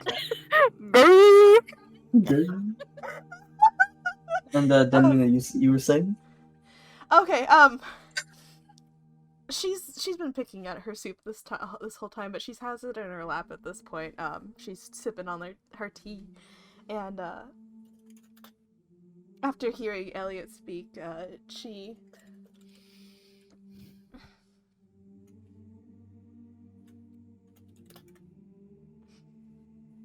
thinks about it for a moment, and she decides that she'll speak up too, and it is perhaps a bit silly, but there is one thing that we have been hoping for on our adventure, our journey. What is it? I'd love to help you make it a reality. And she's looking down into her cup, and she's biting at her lip a little, and she's a little quiet as she says it. We would like to meet another Wilden one day. Oh. Oh. No, fuck.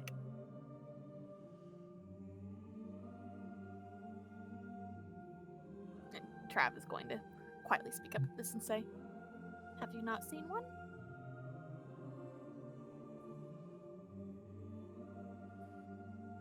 None that could be called Wilden anymore. Her jaw's gonna kind of tighten.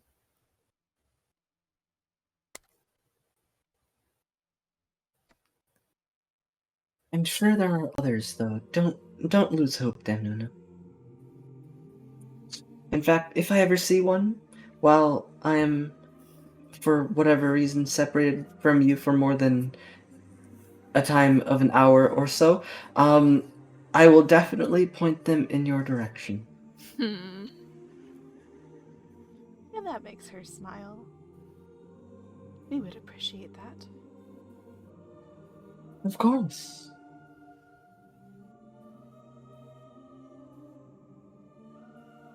One second, I'm getting enough of my door. I'll be right back. Okay. Sure. Oh dear.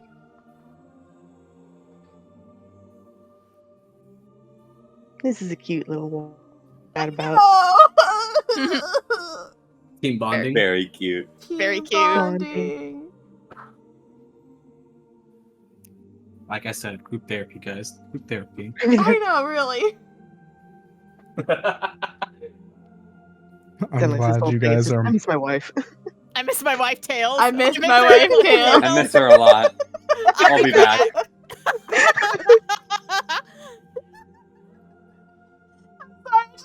did Elise say? I'm back. Welcome back.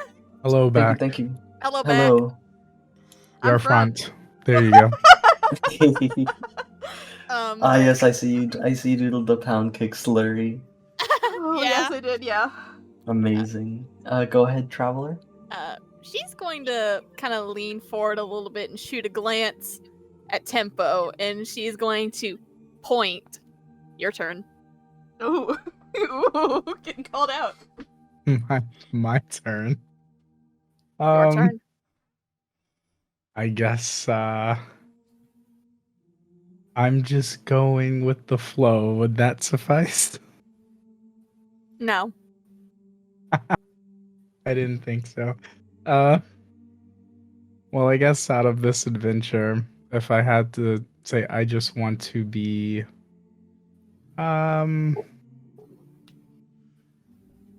more experienced in adventuring. The life of an adventurer seems very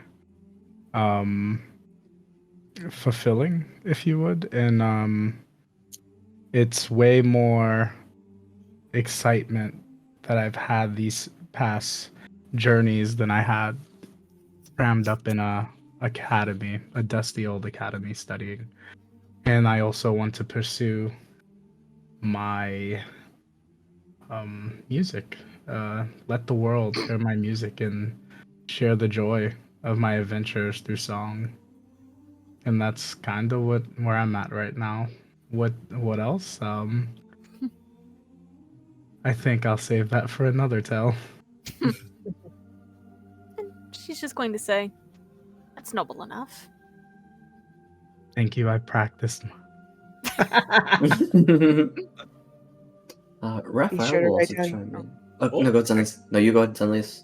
I was gonna say, be sure to write down your tales. I'll make never- sure. Oh, God. You never know how convoluted they may get should they only be oral tellings. Oh, dear. True. I see. Well, if I. Sorry. Well, I'll be sure that these are tales worth telling. And if not, I'll just look back and see I always have a tell of my own. If you get what I mean. Oh my god. Oh my god. Oh my Liz god! actually gives a little chuckle at that. Nice. Fluffy butt. What was As Raphael drawn by gonna say? C-Tree. So Raphael was going to say, so they look over their shoulder to you, Tempo, as they say, you get to see many things while you're on an adventure, and you get to meet a great many people. I imagine that you've already experienced your fair share yourself, but an important tidbit of wisdom or advice I might seek to pass on, and I apologize if it's not what you're seeking, but I would suggest that when you make your connections, be willing to have an open mind. Of course, don't compromise your morals or your values, but it's important to see things from the perspective of someone who might not be privy to the knowledge that you've obtained or have the experience that you have.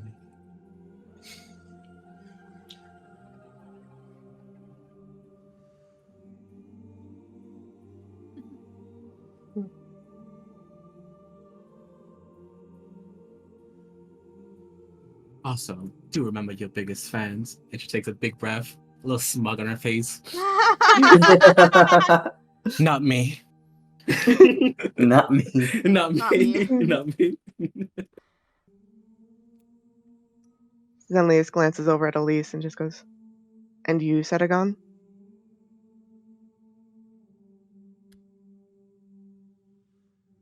Rex, Is your- please. Oh no. His mic is doing the thing again. Can't believe Rex is fucking dead. Rex. I haven't used push talk in ages, but I guess we're moving over now.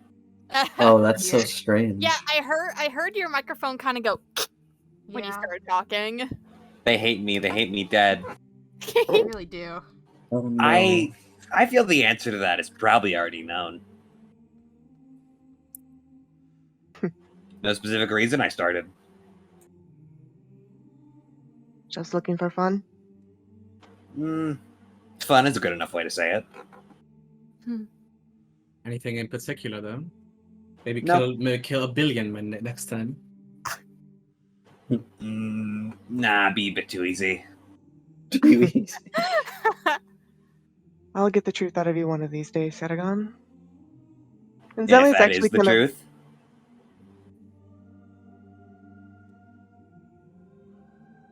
We shall see.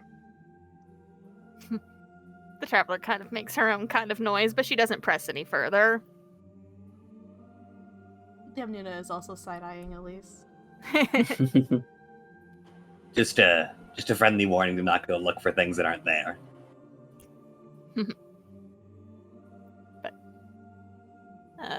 The traveler is finally going to kind of glance over towards Taria, and she's going to kind of gesture with the hand. And you? Oh, I just want to see the world, that's all.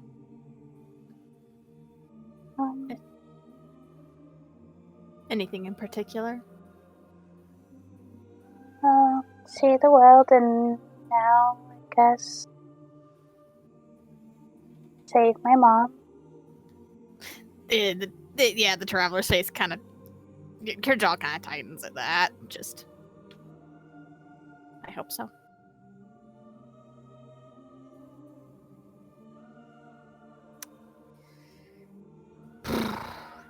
I hope so as well, but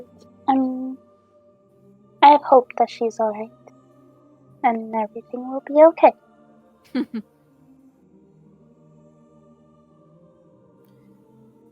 Yeah, the traveler's quiet at that, and she's just now kind of mulling with her, her food has kind of been touched, but also not really, kind of like Zenlius.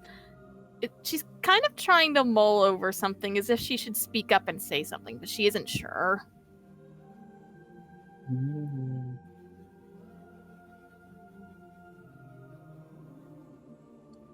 Interesting.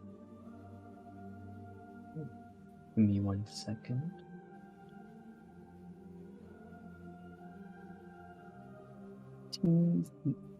I have one more thing.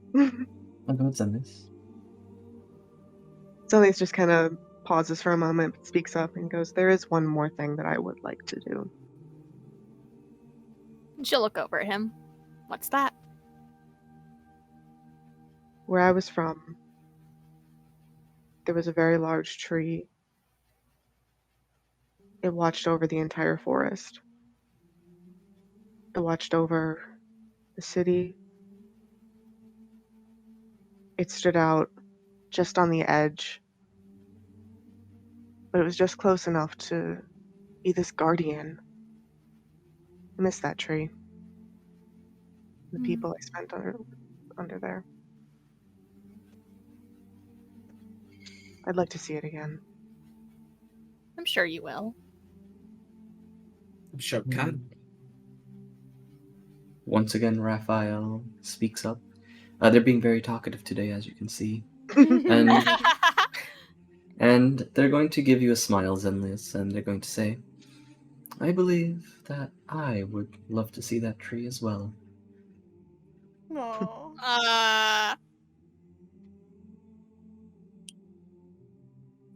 And Zenlius actually kind of gives a small smile.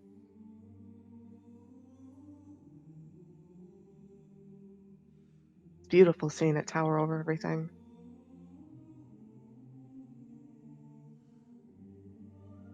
And Elliot is going to speak up as well, and he's going to say, well, this world is blessed by many beautiful and tall trees. I would love to see it myself.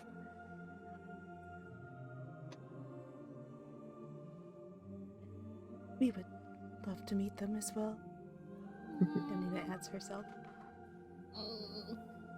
It holds many memories.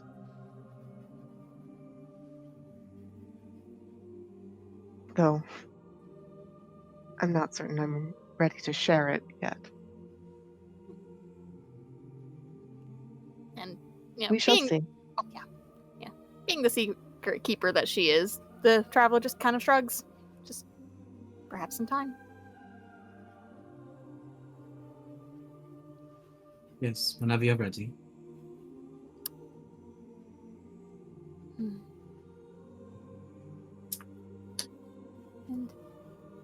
Traveler's gonna look around one more time, and she's gonna kind of cast her gaze over everybody present, starting from her left and then going around, going to her right.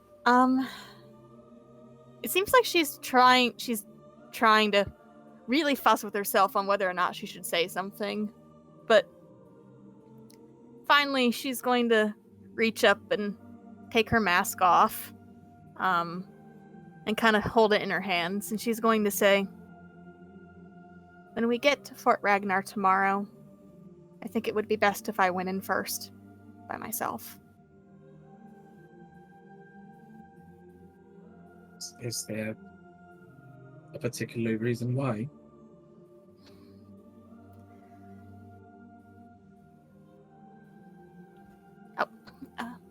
No, Temple, you didn't really miss much. Just people talking about what they wanted to see. Or do. Or do. She's going to still turn the mask over in her hands.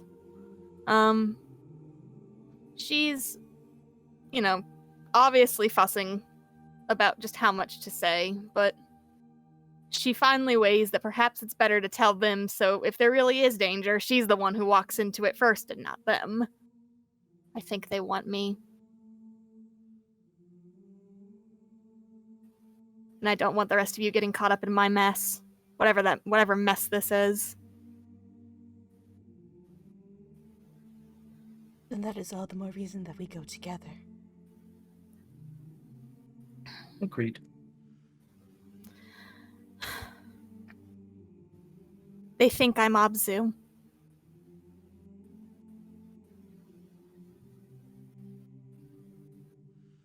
The whole entire reason I was able to make the aberrant go away was because I pretended that I was her.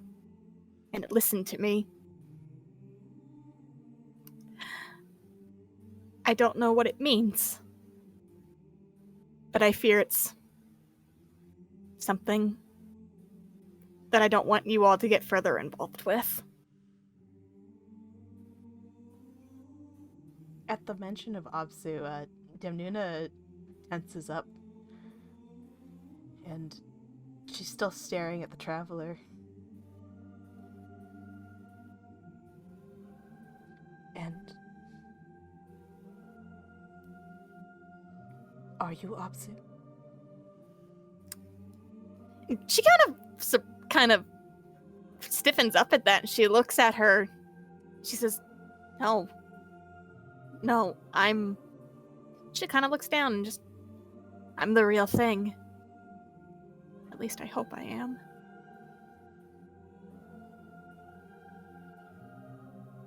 We hope that you are too.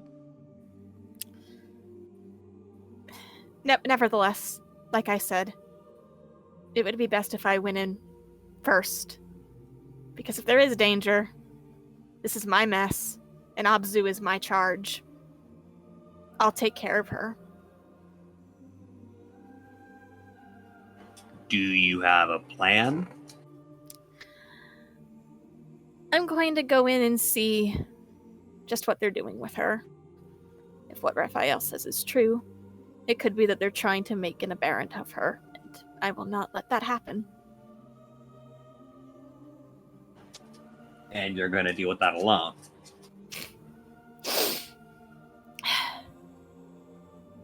Like I said, if it's as dangerous as I think it's going to be, I'd rather go in alone first to see if they think that I'm Abzu, I can diffuse the situation before it gets any worse. Don't you think if it's dangerous, there's more reason for us to join you? Are you even sure this is a mess you want to get into? And she's staring at Damnuna as she says this. Damnuna, she's put her cup down by now, and she's still staring right back. In fact, she puts her soup to the side and she stands up herself. Traveler, if this is the logic that you are intending to use, then this is as much our problem as it is yours. You will not go alone. And her hand is going to come up and she's going to rest it up against her chest, where underneath, still tucked into her blouse under her brassiere, the only fragment of Apsu that still remains is tucked close to her skin. Fine. If you get hurt, it's your fault. There's no way you can make me sit in this carriage all day. And Raphael's going to speak one more time, and they're going to say, well, I'm certain that everyone has resigned themselves to the idea that if something happens to them, it is their fault. After all, when you become an adventurer, you agree to that, whether you like it or not. Aberrations, however, are a problem for the entire world. They might be after Apsu, but after her, they'll look to you, they'll look to your friends, they'll look to everybody. And those that are more intelligent, I doubt you'll be able to fool them. It would be best if you brought your companions with you. And she's gonna kind of grind her teeth because, she doesn't want to admit it, but they do have a point. The only reason that she was able to convince the aberration that she was Apsu was sheer luck, and she knows it. Fine. And, Traveler, one more thing. What? Only you can decide what the real you is. Believe me, this is coming from a person whose entire existence is an amalgamation of thousands of lives. I'm searching for the same thing you are. Oh. And she You don't looks have to be. They're gonna say, you don't have to be alone in that. And go ahead. I know I was just gonna say she looks a little surprised at that, but she finally kind of turns her head and she's still turning her black mask over her hands a few times, tracing the inside like it's something familiar. I see. Well then, I hope you find your face and your name. Thank you. And I hope the same for you as well.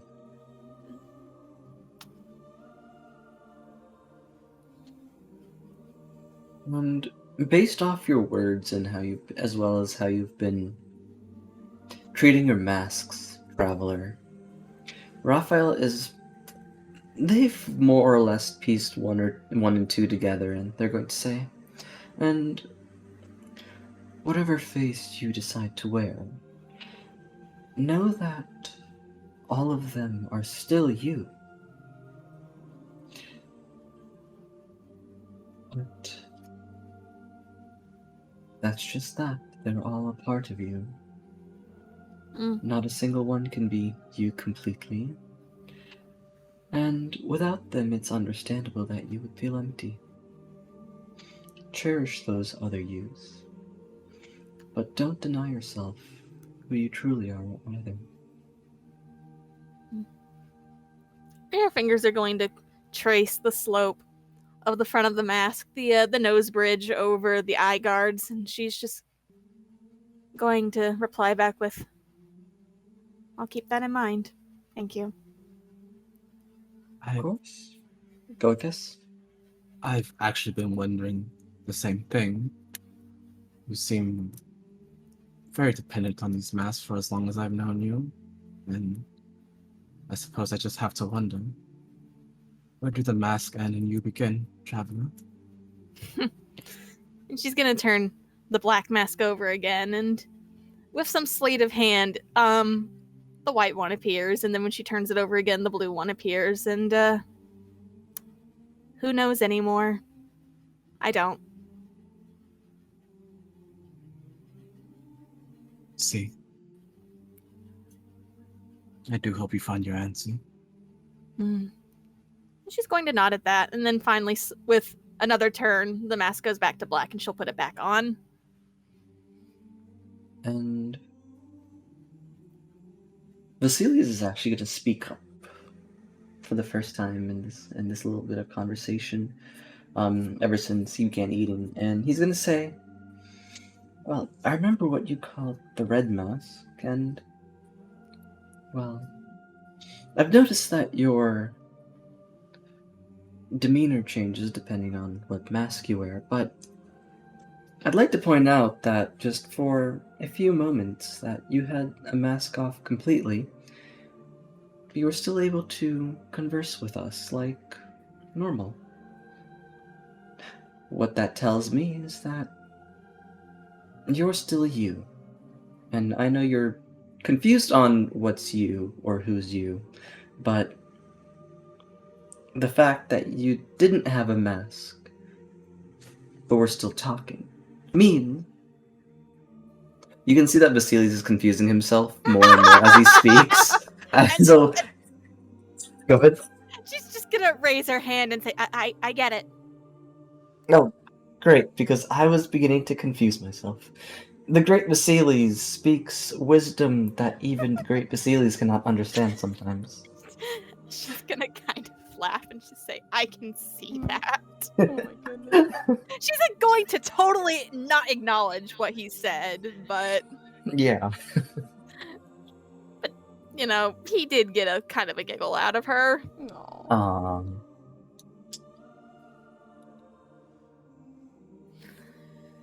Anyway, she's going to push herself up and kind of brush herself off and take a second to cough into her elbow again, and then kind of wipe the blood that goes into it off. I'm tired, and I think I need to lay down. Yes, I think that's an excellent idea. I think we all should.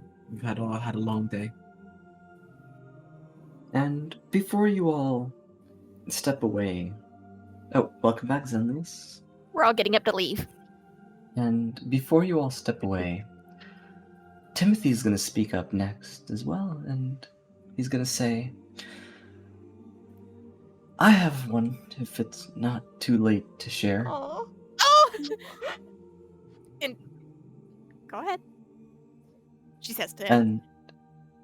And you guys can all notice that the other boys look to Timothy surprised, as if taken by surprise by Timothy's remark. And Frank's gonna say, well, I suppose that, these are good people to tell. After all, we wouldn't be able to do this without the boss's help, of course. He gave us the chance to go on this journey with all of you. And Timothy is going to give a nod. And he's going to say, we aren't sextuplets, actually. Huh? I mean, that makes sense. I got you all from different places. But you all look identical. We're septuplets, boss. Oh my god. Fuck, that's even more confusing. Hold on. There's a seventh one of you? There The is. lost boy. Please don't give Elise any more ideas. Where's the lost boy? Where is the lost boy? Growing up, Ma and Pa couldn't feed 7 of us, It was... Pa was a poor farmer, and Ma was crippled after an injury, so she couldn't work around the town, so she just took care of us. But that's exactly why my brothers and I, the 6 of us stepped out into the world, Our 7th brother had a dream, He had talent already, so we decided, hey bro, live your life. Make Ma and Pa happy. Chase your dream. Explore your skill. Wow. And we're still looking for our answer. We're still looking for the things we're good at, and I mean, there wasn't much that we were good at, really. We just fighting, really. Became mercenaries, and we got paid by the wrong crew. That's how you ended up finding us.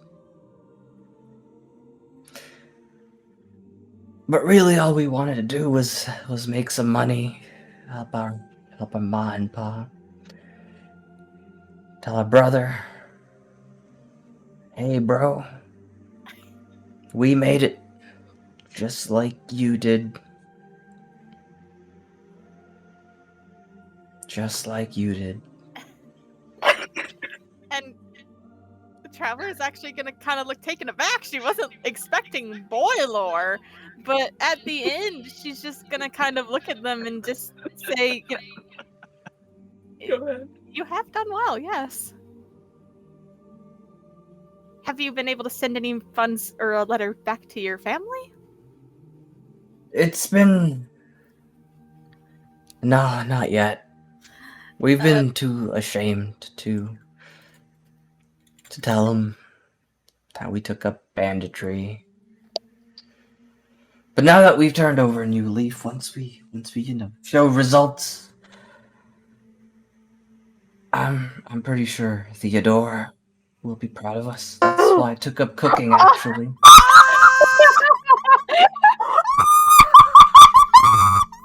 That's okay. Yeah.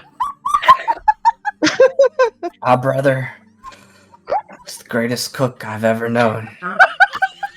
They each have a secret talent. They can roll an unidentifiable number, and you just have to find it. Quick, where's the box? Where's the box? Please tell them that you met him. Elise blinks and This entire time, Elise has just been like vaguely nodding his head. So deeply perplexed. Damn. I should have known. I remember when we were talking and I called Theodore one of the brothers. Yeah. That's fucked up. Forced. That's fucked up. Maz was trying to say Timothy, but then she kept saying Theodore. I was like, no. Oh my god, somebody please tell them that he's alright. Oh my god. when That's the friendliest and Was- sweetest. when was the last time you saw your brother? Years ago, to be honest. We don't know if he's okay out there. But we're hoping. We're wondering if one day we'll be able to meet him again. That day may come sooner than you think. You think so? That's I'm so glad that someone believes in us. Oh, these many years. How much longer will it continue? I'm just wrapping this around my head. He's the other direction. He is. We may have this box of food that Boys, go read the box. yes, that The box. You see the boys all crowd around the box that was left up here. Go! And as they read the label on the box, oh, should I move one of the chairs by accident? Oh no. Oh no.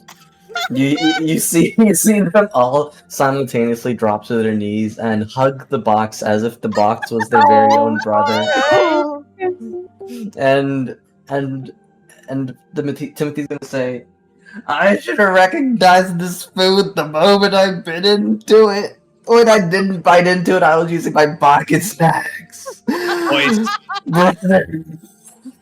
boys, descend upon the food like vultures. You see them just start to like pluck out the food and take a bite. Like they don't even finish it. Like whatever piece they pick up, as they pick up another food, and they're gonna say, "Oh, I miss the adore. The adore." Oh my god. I think that's enough for me for one night. I guess kind of just gets up, puts her bowl down, and just starts walking away.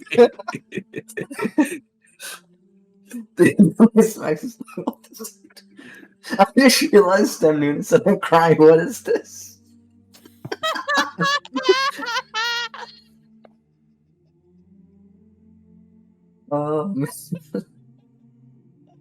I can't. Traveler is also getting up and just like, okay, boys, I'm going to go this way, so that way I don't step around you. Good night. Nice. Yeah, Cass also peeks from the corner and just kind of waves. Good night, everyone. good night.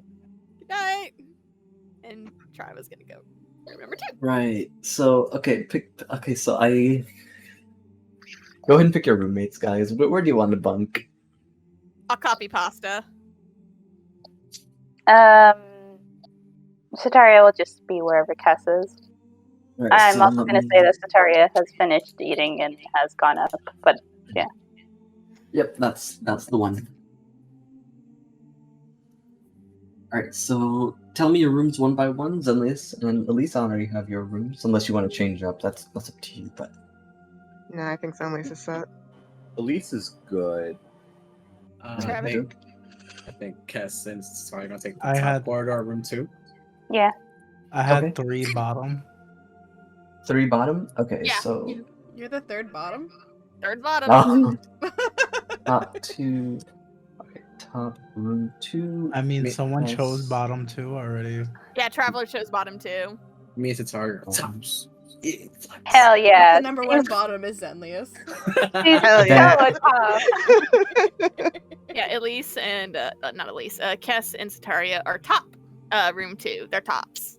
Yes, they're both very much top. Yeah, I don't want a bottom anymore. Wow. Too bad. The rooms are full. Alright, so No, that's no, you It's can 4 afford people it. to a room. Elise, 4 Cass, people can go into a Sataria. room. Yeah. Yep. Alright, so that's Zenlius, Traveler, Elise, Cassataria, Tempo. That's 6. Okay, so Demnida just leaves you. I don't know.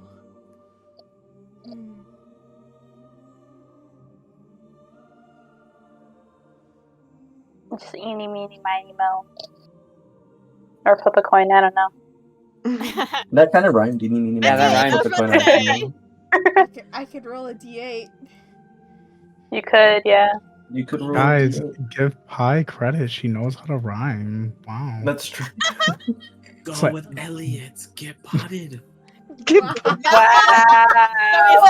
Is that top or bottom?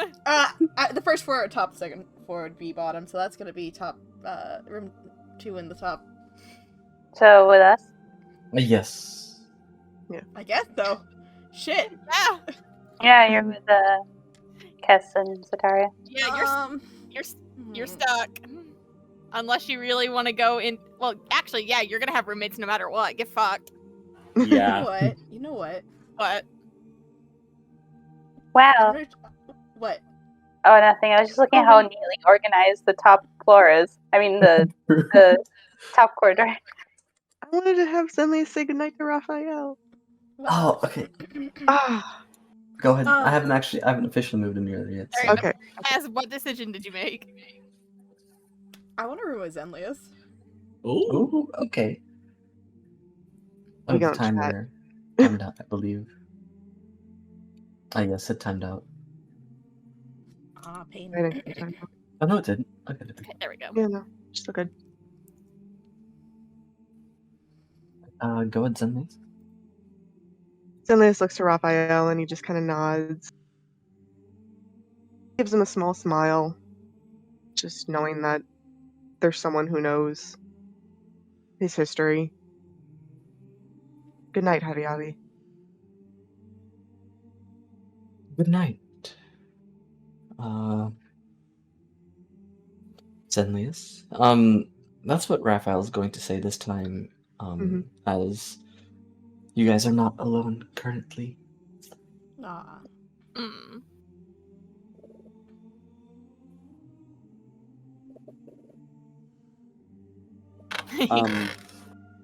I do want to say, as everyone else gets finished with their food, and walks off, Alicia's not actually stand up. He is still just sitting there.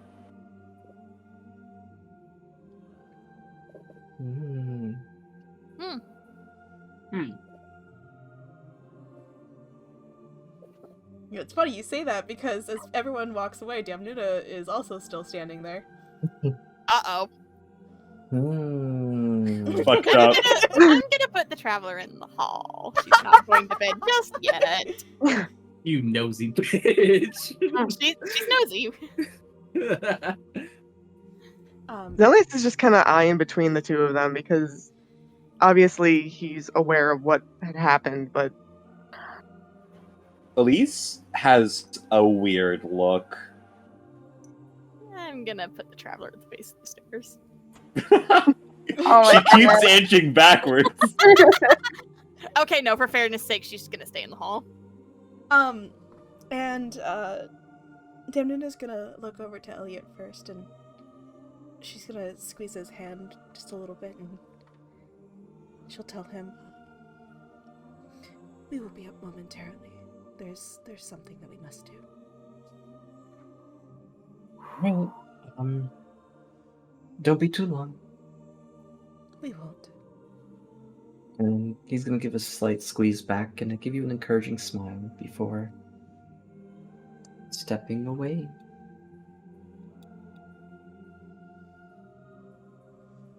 And Vasilis is going to read the room, walk over to the boys, and he's going to kind of like crouch down and say, guys, I know you're doing this, but I think we should move elsewhere. So you guys can take the box with you. And Eugene's gonna say, "Oh right, sorry, we were just so caught up in our emotion, you see." And they will move this way. And Elise and Demnuna, as they do so, you hear Theodore in the distance, but it's nowhere near as prominent as it originally was. Yeah.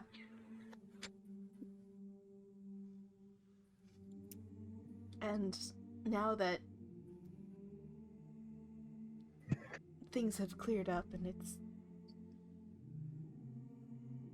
just the two of them, Demnuna's gonna turn her gaze back towards Elise. Elise has a sort of... It's not something you've seen on him often. It is a stoic, like, semi-frown, staring just directly towards the floor, barely blinking. Oh. Interesting. He seems away. Elise. As you say something to signify your presence, he doesn't move, his eyes turn towards you. Oh, gosh. Earlier, you were upset about something we had said. We think that now is the time that we should talk about it. before there is no longer a good point in time to talk.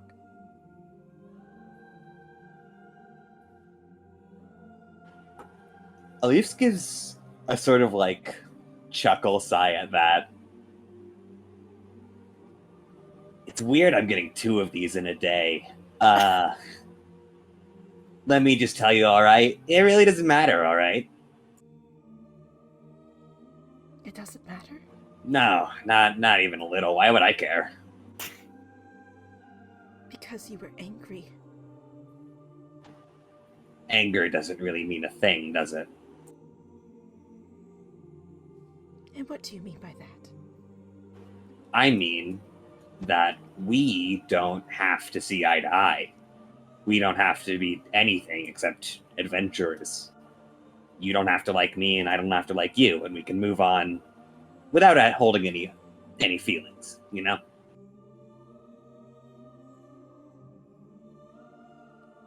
Yamnuna's gonna grit her teeth at those words. Her hands are...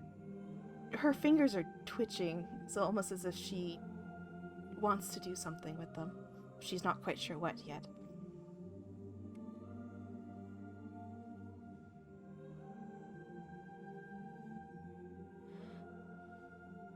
What are you even doing here, Elise? Hmm? What is the point of all of this to you? I mean, there isn't really one yet. Then, are we just here for your amusement? Am I just here to help you survive? Is that what you think it is? What else would it be?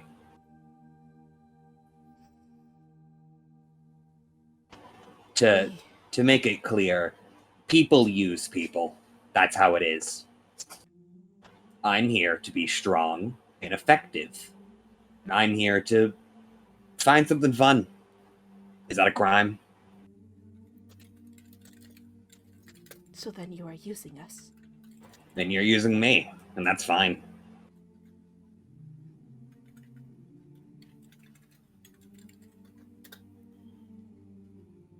There was never any friendship here. I don't know where that idea comes from.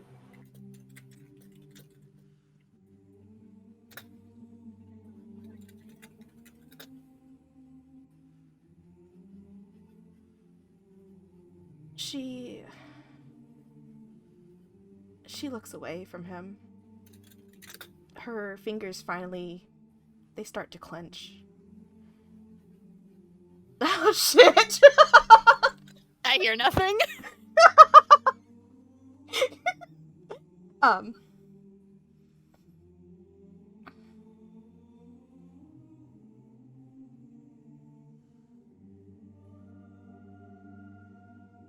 Go ahead, Demi, please. Yeah, no worries. She thinking. I'm thinking. My brain got a little off track.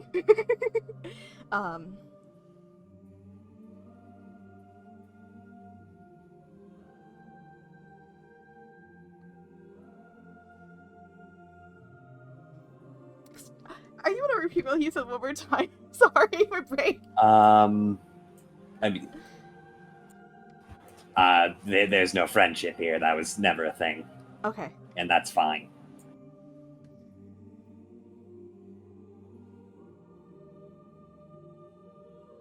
You are right.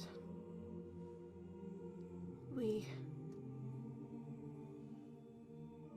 would have a hard time calling what we have a friendship. In fact, we aren't sure what to call you at all. You are the one person in this group that we understand the least, Elise.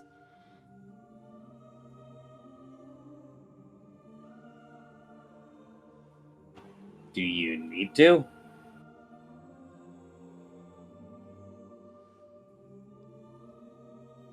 If we are to understand what you are doing, then yes. Because we do not know if we can trust you. You don't have to trust me. Yes, we do. Why? And she snaps her gaze back at him at those words. The lights in her eyes have started to dim. Well, Elise, if we do not have trust, then how do we not know that you will simply turn around against us in the future? I've got someone who I'm indebted to currently. I won't do anything against their cause. And if their cause does not align with ours, then it does not matter. I mean, not really, no. So then, how are we to trust that you will not turn against us? My boss and what you want are pretty similar.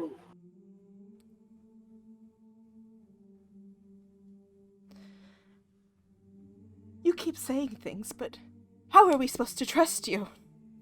Again, you don't. You don't have to. Why would it matter?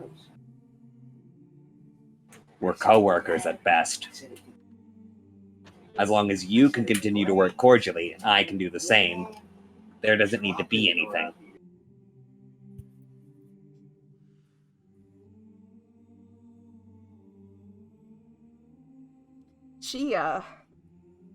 She reaches up and she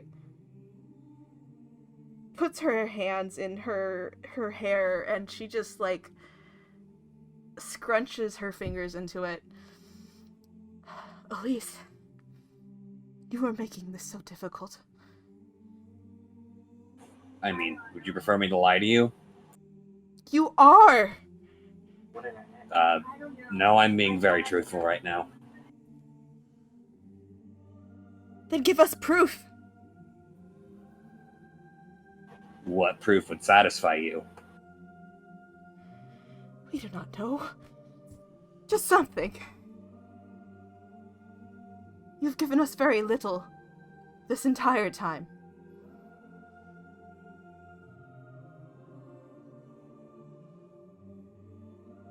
If you don't know what will satisfy you, I can't make guesses at it.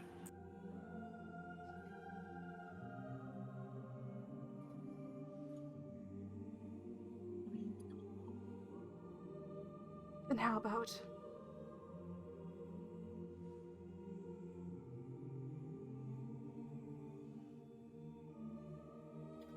How about you be honest with me?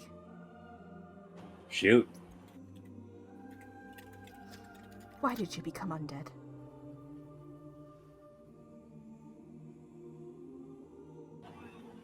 Before I became an adventurer, I worked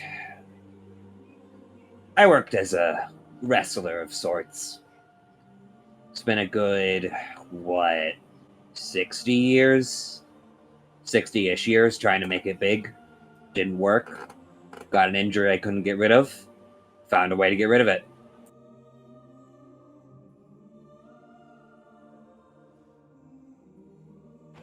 I had an issue and I had a goal, and I found the way to get through the issue to the goal.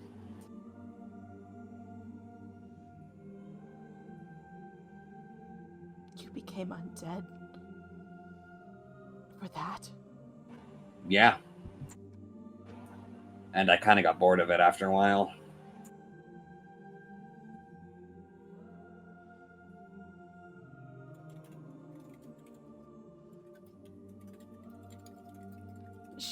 She looks exasperated at him.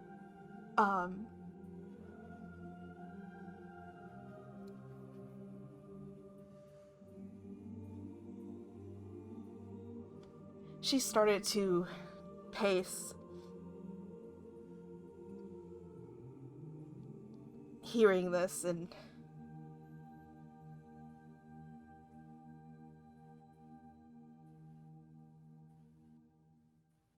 then that is it? You willingly forsake the natural order for that? I'm gonna be honest, why should I give a shit about the natural order? Because the natural order is everything!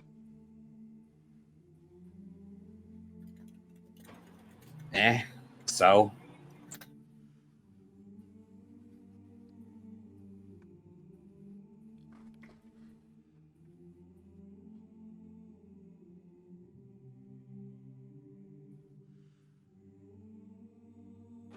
I'll be honest. I've given you more than I've probably ever given anyone alive, so you should be a little grateful.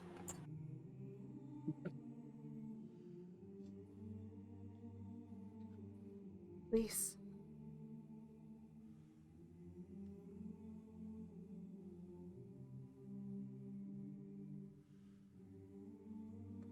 At least listen to this.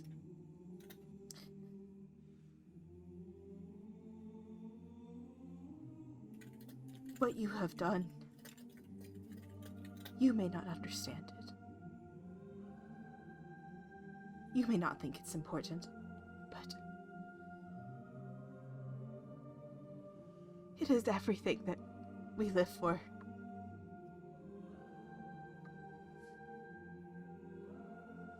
And to see someone who so blatantly disregards it,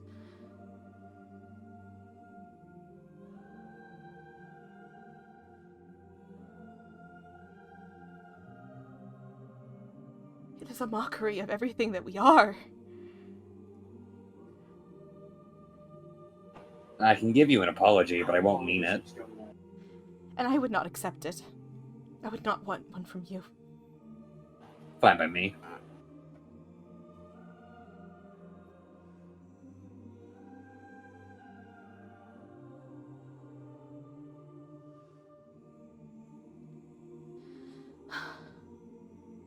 She just breathes out a sigh and she drops her hands and she folds them in front of herself instead. Well,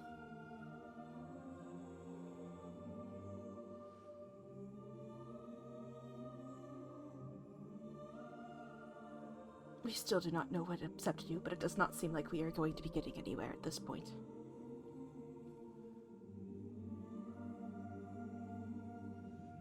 Mm-hmm. You can ask more if you want, but I don't. It just is the way it is. Every time we ask you something, it only infuriates us more. We might just be the type of people who can't see eye to eye.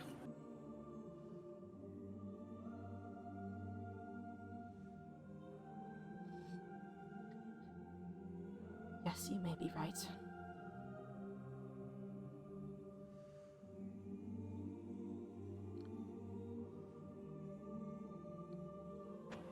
You have something you care about above all else, yeah?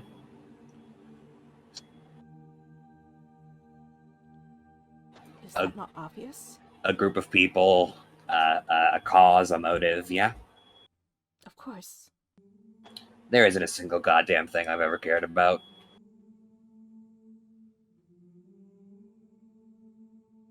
We can see that.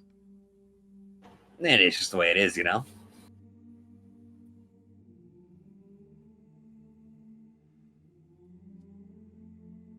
And why do you think that you will find it then? On this journey? This debt that you owe? I'm mainly hoping it comes to me.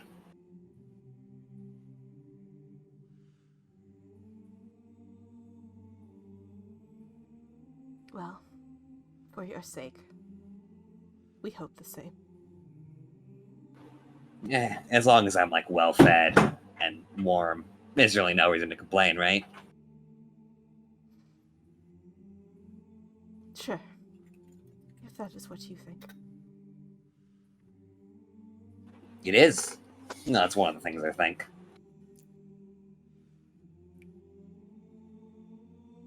And what else do you think?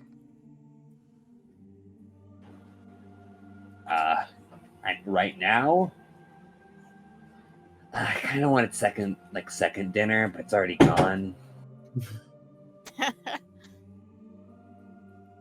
You certainly eat a lot, Elise. I'm a growing boy. I get pretty hungry. You are undead. Yeah, and I'm still. I mean, look at my arms. They only get bigger. To say there is any growth with you is... It is... a laugh.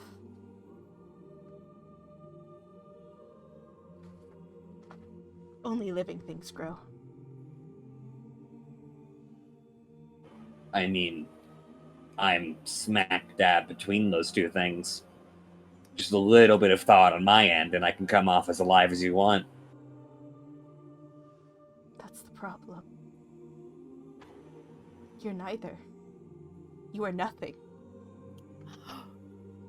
I was nothing before, or is it not to be nothing now?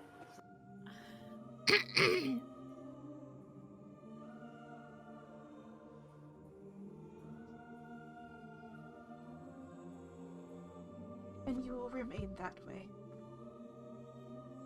Because you have nothing to look for. If you know where to point me to look, that would be nice, though.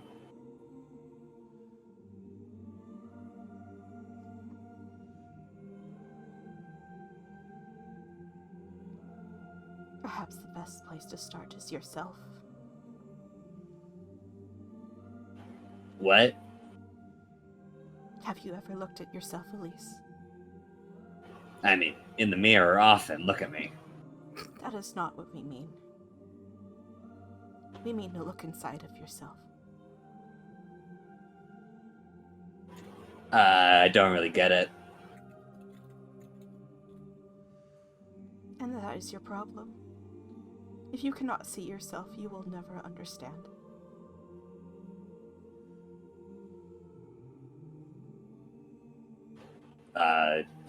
Sure, I guess.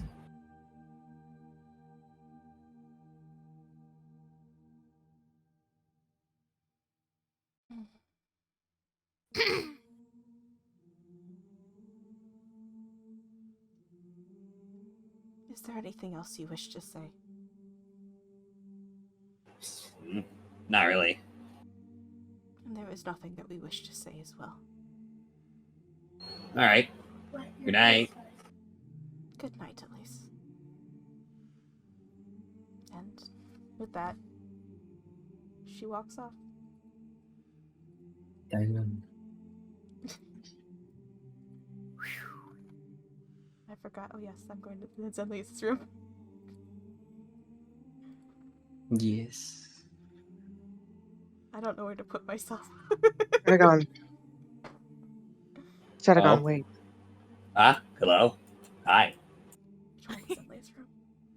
Zenli's is 1. So this is one, One. so like, There we go. yep. I won't deny that I couldn't help it over here. I apologize for that. I was about expecting that.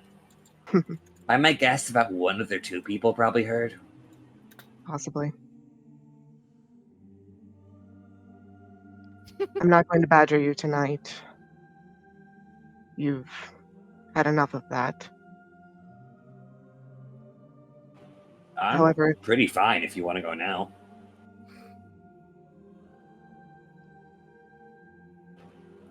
He just shakes his head.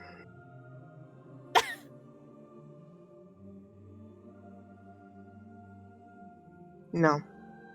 This can wait until the morning. But if you don't mind, just to make sure that we do have a moment to talk in private, I'm going to stay with you tonight. All right, I guess. Don't think too much on it. I won't.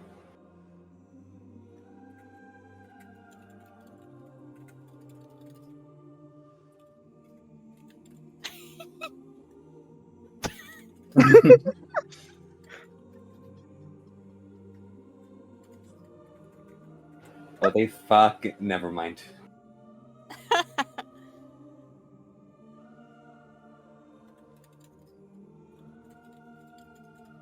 I don't know where the boys are sleeping, but if they try and enter Elise's room, he is going to send them away. He's having a moment.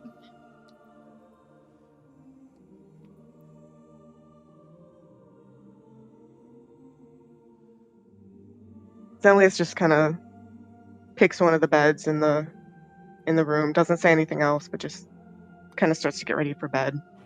Elise looks as chipper as ever as he hums to himself and gets ready to bed. He just removes his shirt, but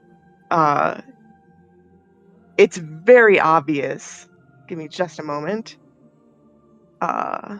He's facing away, obviously, but where's my pictures? Great news, Elise is also removing his shirt. Yeah, muscles. Two dudes Bare removing their chest. shirts. Give me a moment. I need to find. What's better? Just two guys being dudes. Our muscles may be strong, but our friendship is even stronger. Oh my god! Wait. Oh, Oh, they fucking. No, They're no, fucking. No, they're not. They're not. no. I have to leave. I can't listen to this. I'm leaving because Okay. that's probably copyrighted. Wait. He brought it back. Oh no. I want in on this. All right, Kess takes from off her shirt in her room. Oh my my god. Art gallery. Oh, gallery. okay, my boy. Oh Let's yeah. go. Yes. Hello. Oh, that's hot. He's just got this multitude of tattoos down his back, and they actually start to glow a little bit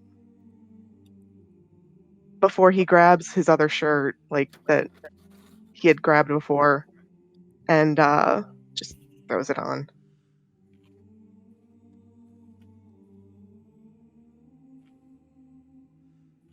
Elise doesn't comment.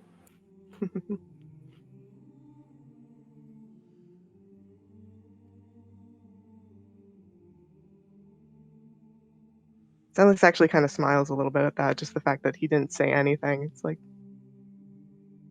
I appreciate that. What? Nothing. Alright.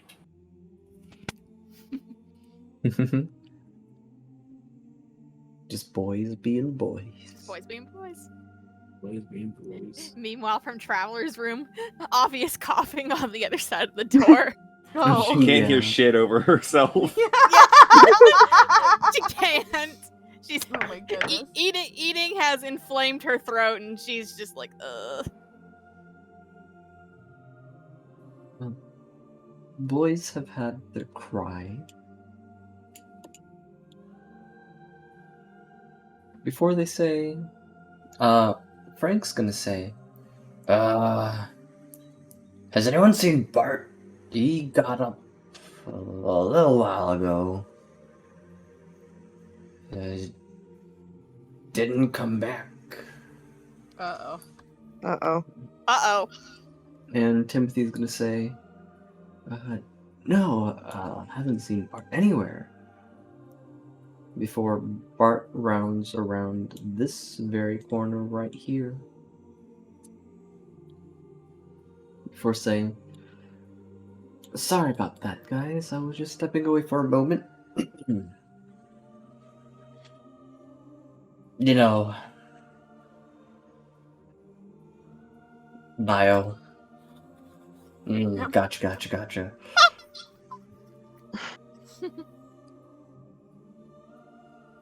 Wait, we don't have a bathroom in this compartment. It's the next one over, isn't it? That's exactly where I went. To the next one over. Let's go get some rest. Yeah, let's not think too hard on it. The boys fucking threw up on the carpet. The boys will find a place to sleep.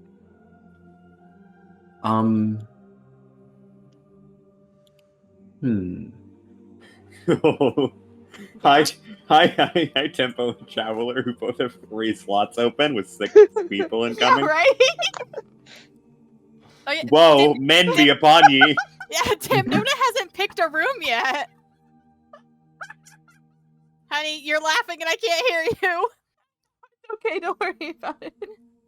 Yeah, is Damn Nuna still just stuck out in the hall? No. No, she's in room 1. Yes. Oh. Bottom floor. Oh, yeah. Elliot and Demnuna are in room 1. Oh, that's right. Okay. Yep. I'll move Elliot a bit closer right there. So it's Aw, not- there you Yes. No door locked. I'm sleeping. go. Snuggle.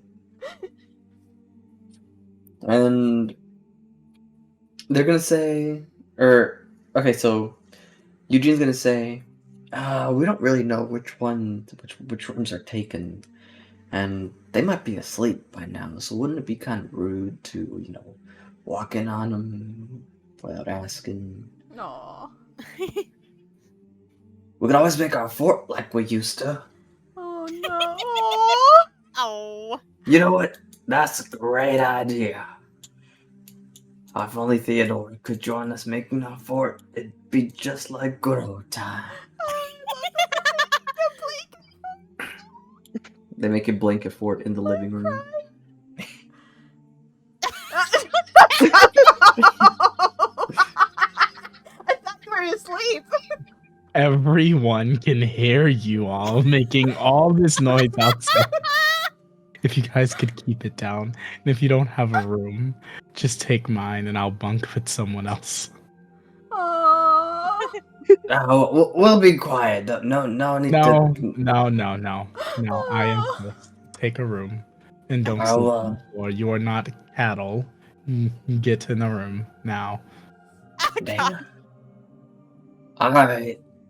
Well, there's only four beds. You know what? We live in poverty. We can make do. You guys are brothers. You can make it work. Exactly. Oh my God. I can't. Okay, they know all about that 6 people to 1 bed life. Oh, Jesus Christ. And Tempo's going They to stack take, directly on top of each other. Tempo's going to take the Aw. couch Take the that Pi has made. I mean, Sataria. Wow. And the It was traveler, a joint effort, okay? the traveler has a room all to herself. Nice. I was gonna have a room all to myself, damn it. Yeah, too fucking bad. All right, everyone comfortable? Yep. Yeah. Can I say define some? comfort? Can I say flavor text super quick? Sure, go ahead. The traveler has gotten ready for bed. She's taken off most of her clothes. She's switched out her blouse and some loose cotton pants and a new blouse. She's holding the fragment of Abzu that is still remaining, and she's kind of just eyeballing it. But she finally commits and she puts it back into her shirt over her heart, and she gets in bed. And she's no. Nom nom. And she lays down in bed, and she rests one hand over the fragment and one hand over her necklace. She hasn't taken it off. She wears it to bed. You haven't spoken to me in 9 years. Not since I got sick.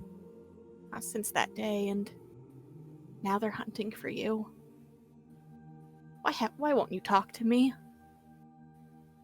You haven't shown me anything new in years. All I have are fragments of your memory, and I don't know where they're taking me anymore. Just say one thing, so I know you're there. Please.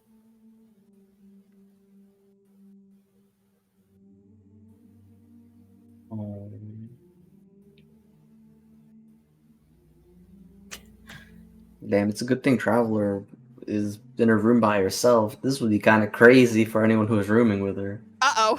Well, yeah. They're like, damn, who's she talking to? Who the fuck is she talking to? What the dog Right. doing? What the dog doing? What the dog doing? What the Kalistar doing? What's the Kalistar doing?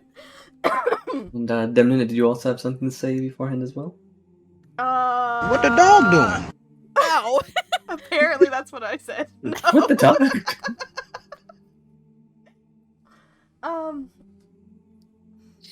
When she comes back into the room, when she comes into the room, not back into the room. Yeah, I get what you mean. Yeah. She steps inside and she turns to close the door, and then she just stays there in front of the door for a moment, just taking a breath in and breathing a breath out.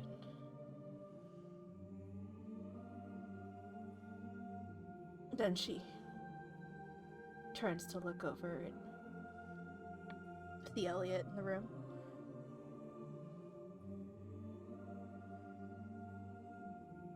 And Elliot is sitting on the bed, and he was kind of twiddling with his thumbs, and his eyes raise expectantly as you open the door, and they light up as they see it's you and not Zenlius. No offense, Zenlius. And Elliot's going to stand up, and he's going to say, "There you are. Is everything okay?" It is well enough. You seem We- troubled by something.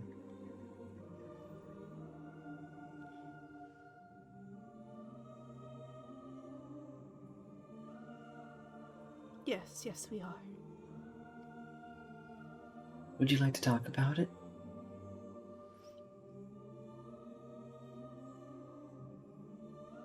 And she cast her eyes down a little. We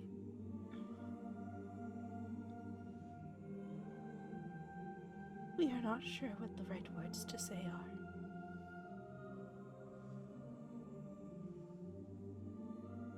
Well, there's no rush. If you need time to mull it over, then take that time. Just know that I'm always here to give you an ear. We know. We appreciate it, Elliot. Good, I'm glad.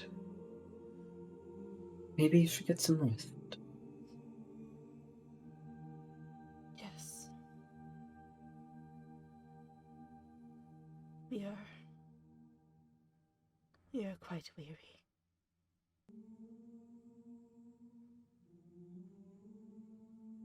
Well then, sleep would be the best thing for you right now.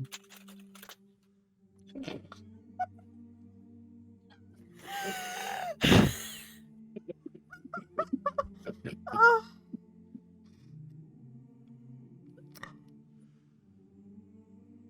Get this Wilden in a bed. I'm just thinking about the thing that Aesel said to me the other day now.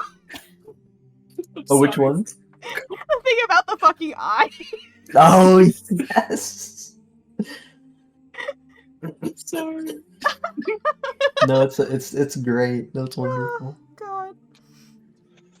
Yeah, this fucking, like, I was trying to brain rot at him about, like, just a cute idea of, like, oh, you know, if they have to go away without Elliot for a while, you know, it'd be cute if, like, Damnina gave him, like, a little, like, twig of her hair, and then... He said, like, okay, well, Elliot's gonna give her one of his eyes so he can keep an eye on her. Yo. I hate it here.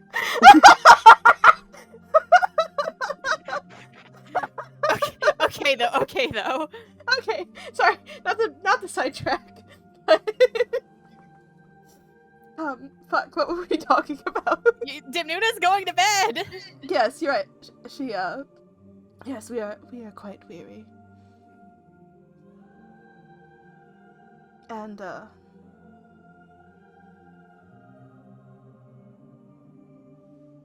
she takes a closer look at the room and she notices that while there are 4 bunk beds, they are all, fairly small, only for a single person each. And she starts to step over to the one that Elliot had not been sitting on.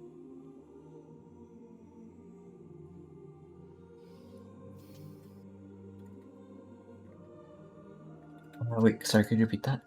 Oh, she starts to step over to the one that Elliot was not sitting on. Okay, gotcha. But she stops for a moment. She looks over at him.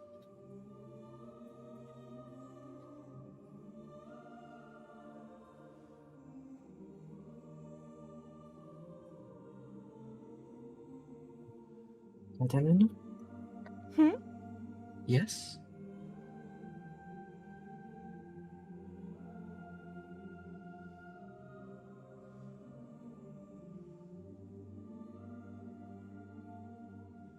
You're looking at me. Um, she starts to run her fingertips along the lines on her arm, biting her lip a little. We do not think it would be wise for us to sleep alone tonight.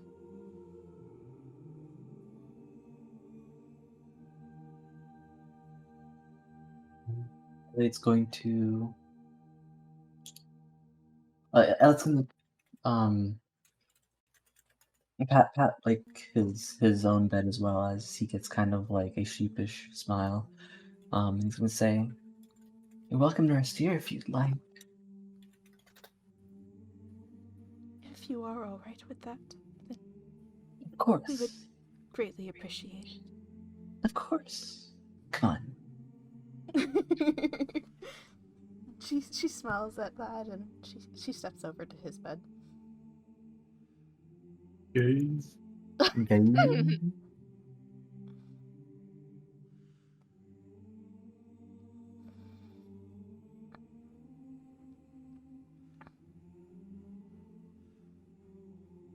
And she sits down with him.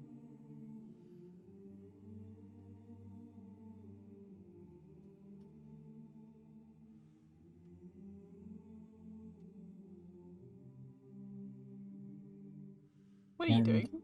Elliot is going to say, "Well, good night, Damnuna." Good night, Elliot. He's gonna give you a hug, She's gonna hug him back. and he lays down to get some sleep.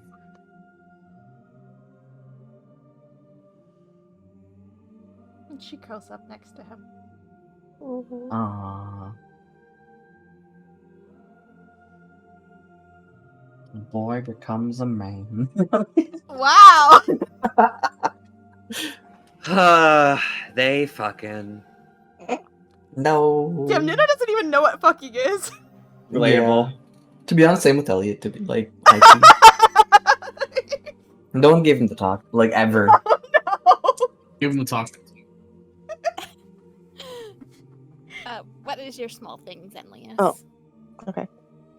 So Zenlius is just still laying in bed. He's got his hands kind of folded on his chest, just kind of thinking.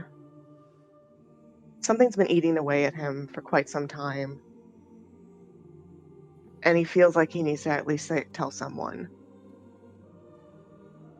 So he just kind of turns his head, doesn't even look at Elise, but just kind of turns his head in the slight direction. Just goes, Sedagon, are you awake? Enough, I guess. I'm not sure what reply I was hoping for, honestly.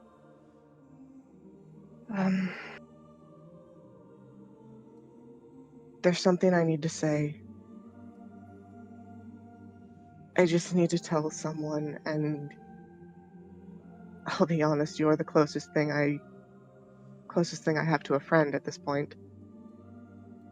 Regardless of how you feel about it. It's about my wife. Yeah.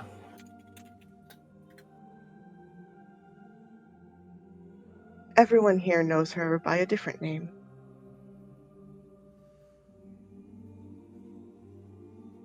And he's kind of shaking a little bit because, like, he's kept it to himself for so long.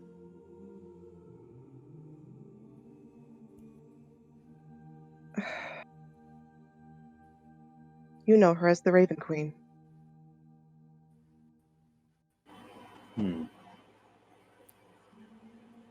Yeah, that's something, I guess. Hell of a secret, huh?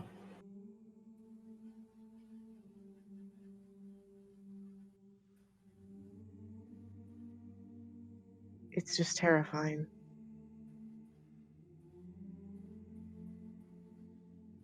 Well, that just means my job lines up even more, eh? Rightly so.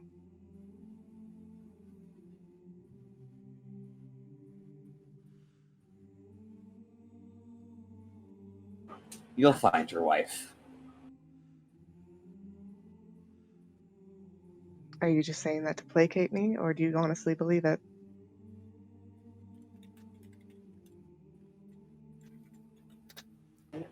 I don't know.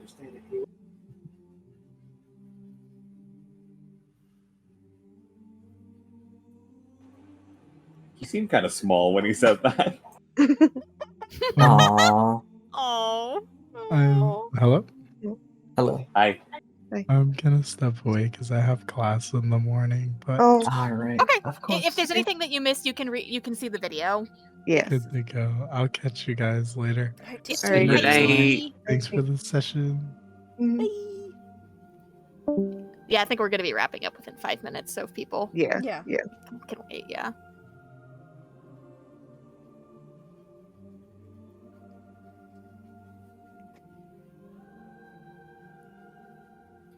Yes, Elise did say, I don't know, Oh. when you asked if he means that or if he's just trying to placate you, Zenith. And he said he seems kind of shy when he said it. No, Mm, not small. shy. Shy? Small. Small. Okay. Very specific wording. Yeah. Small. I didn't hear. That's my bad. You're good.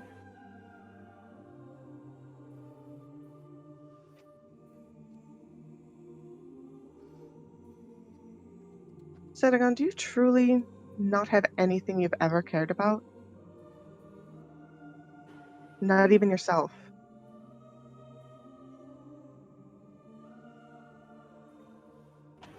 Uh,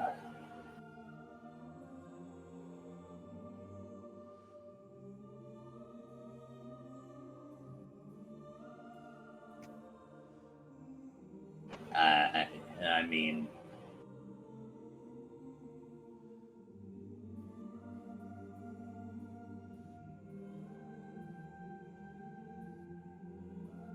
that's a little personal for bedtime.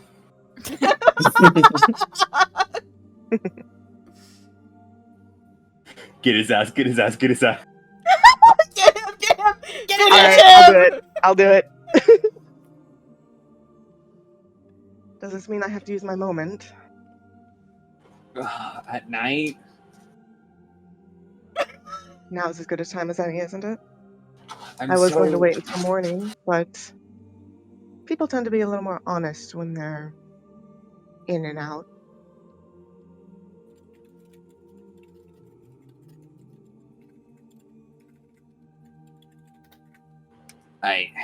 If you're going for it.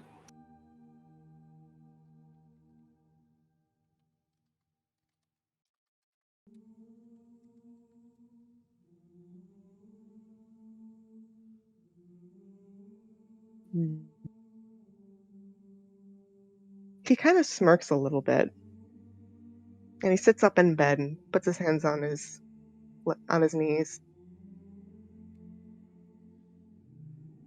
and he just kind of leans forward a little bit, like his feet are on the ground, and he just kind of leans forward a little bit, just kind of eyeing Elise, just kind of getting like an examiner's approach to him. On the outside, he looks pretty much as collected as ever. Let me roll my bluff check. Ooh, bluff. Okay. Go ahead.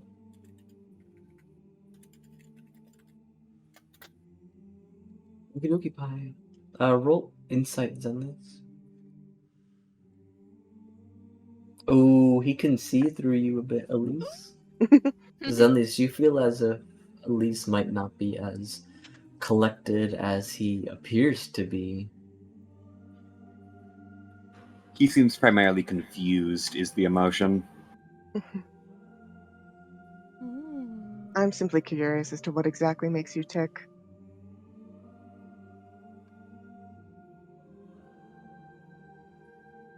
You'll have to pay up the fee for that.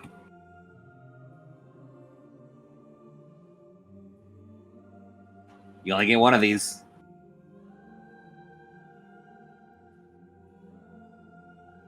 Is there any chance I could get another in the future? I mean, like, if the stars align, I don't know.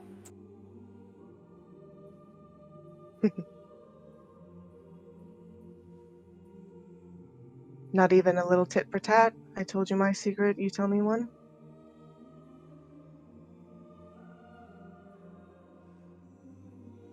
What do you want to know?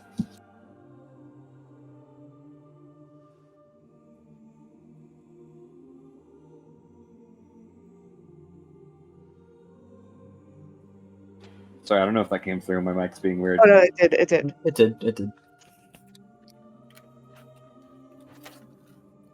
What's behind that jovial expression you always wear?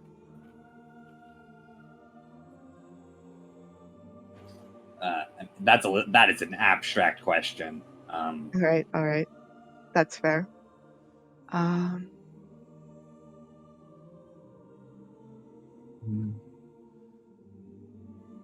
We might have to pick up this Yeah, I think you're right. conversation for next session. Yeah, I apologize.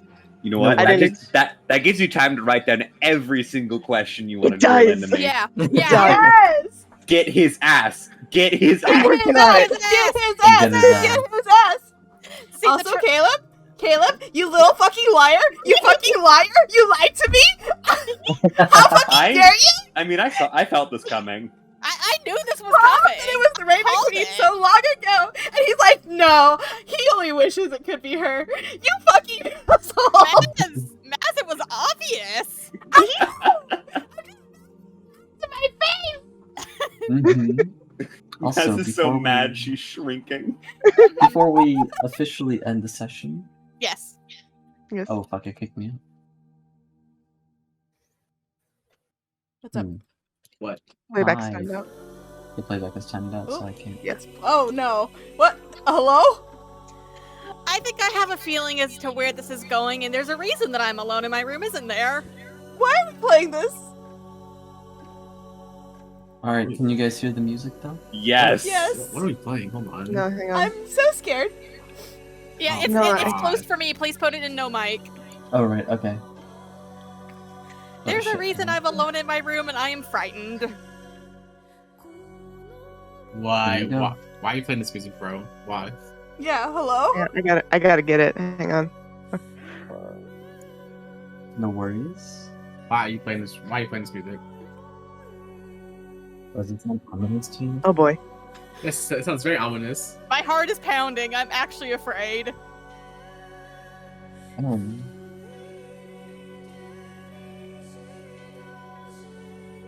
As you are all resting in your rooms, getting your sleep, or having conversation with one another, an entity lingers outside. Wow. Oh shit. Combat next Ah. week. It's the Combat. guy. Wait, I didn't. Fuck! I gotta roll back in. Oh, shit. Doggy.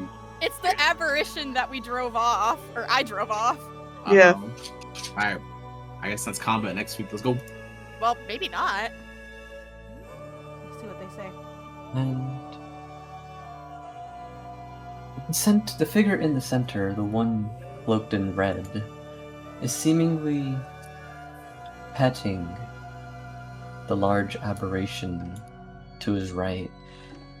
The large creature is dipped low, almost on all legs, as the cloaked figure is gently patting them on the head before reaching down towards its chin and giving its jaw some small scratches and rubs. Doggy. Scritchies. And the figure says, "So, this is what they're calling in. This is where you found her, isn't it, little one? But you didn't find her. You found the one she is resting within. Called it. Fuck you. You were deceived. That malformed creature is not Abzu. It could never be my dearest Abzu. Huh? Hello? But you did not know any better. For this, I will forgive you. You are sentenced to only a week within your nightmares. Oh god. Within your what? Within your Nightmares. nightmares. Within your nightmares. No, the doggy! And the creature whimpers as it dips even further lower. Before these two figures, cloaked in black, step forward, and they say, "Shall we ambush them, Saint Ariban?" To which the figure in red gives a shake of their head. No, it's not necessary. They're coming to us by their own free volition, after all. For now, let them have sweet dreams. Their minds will be so much more pleasant to harvest when they're well rested. A weak mind is easy to break, but it's the least enjoyable to do so. There's no challenge in it. So let them sleep.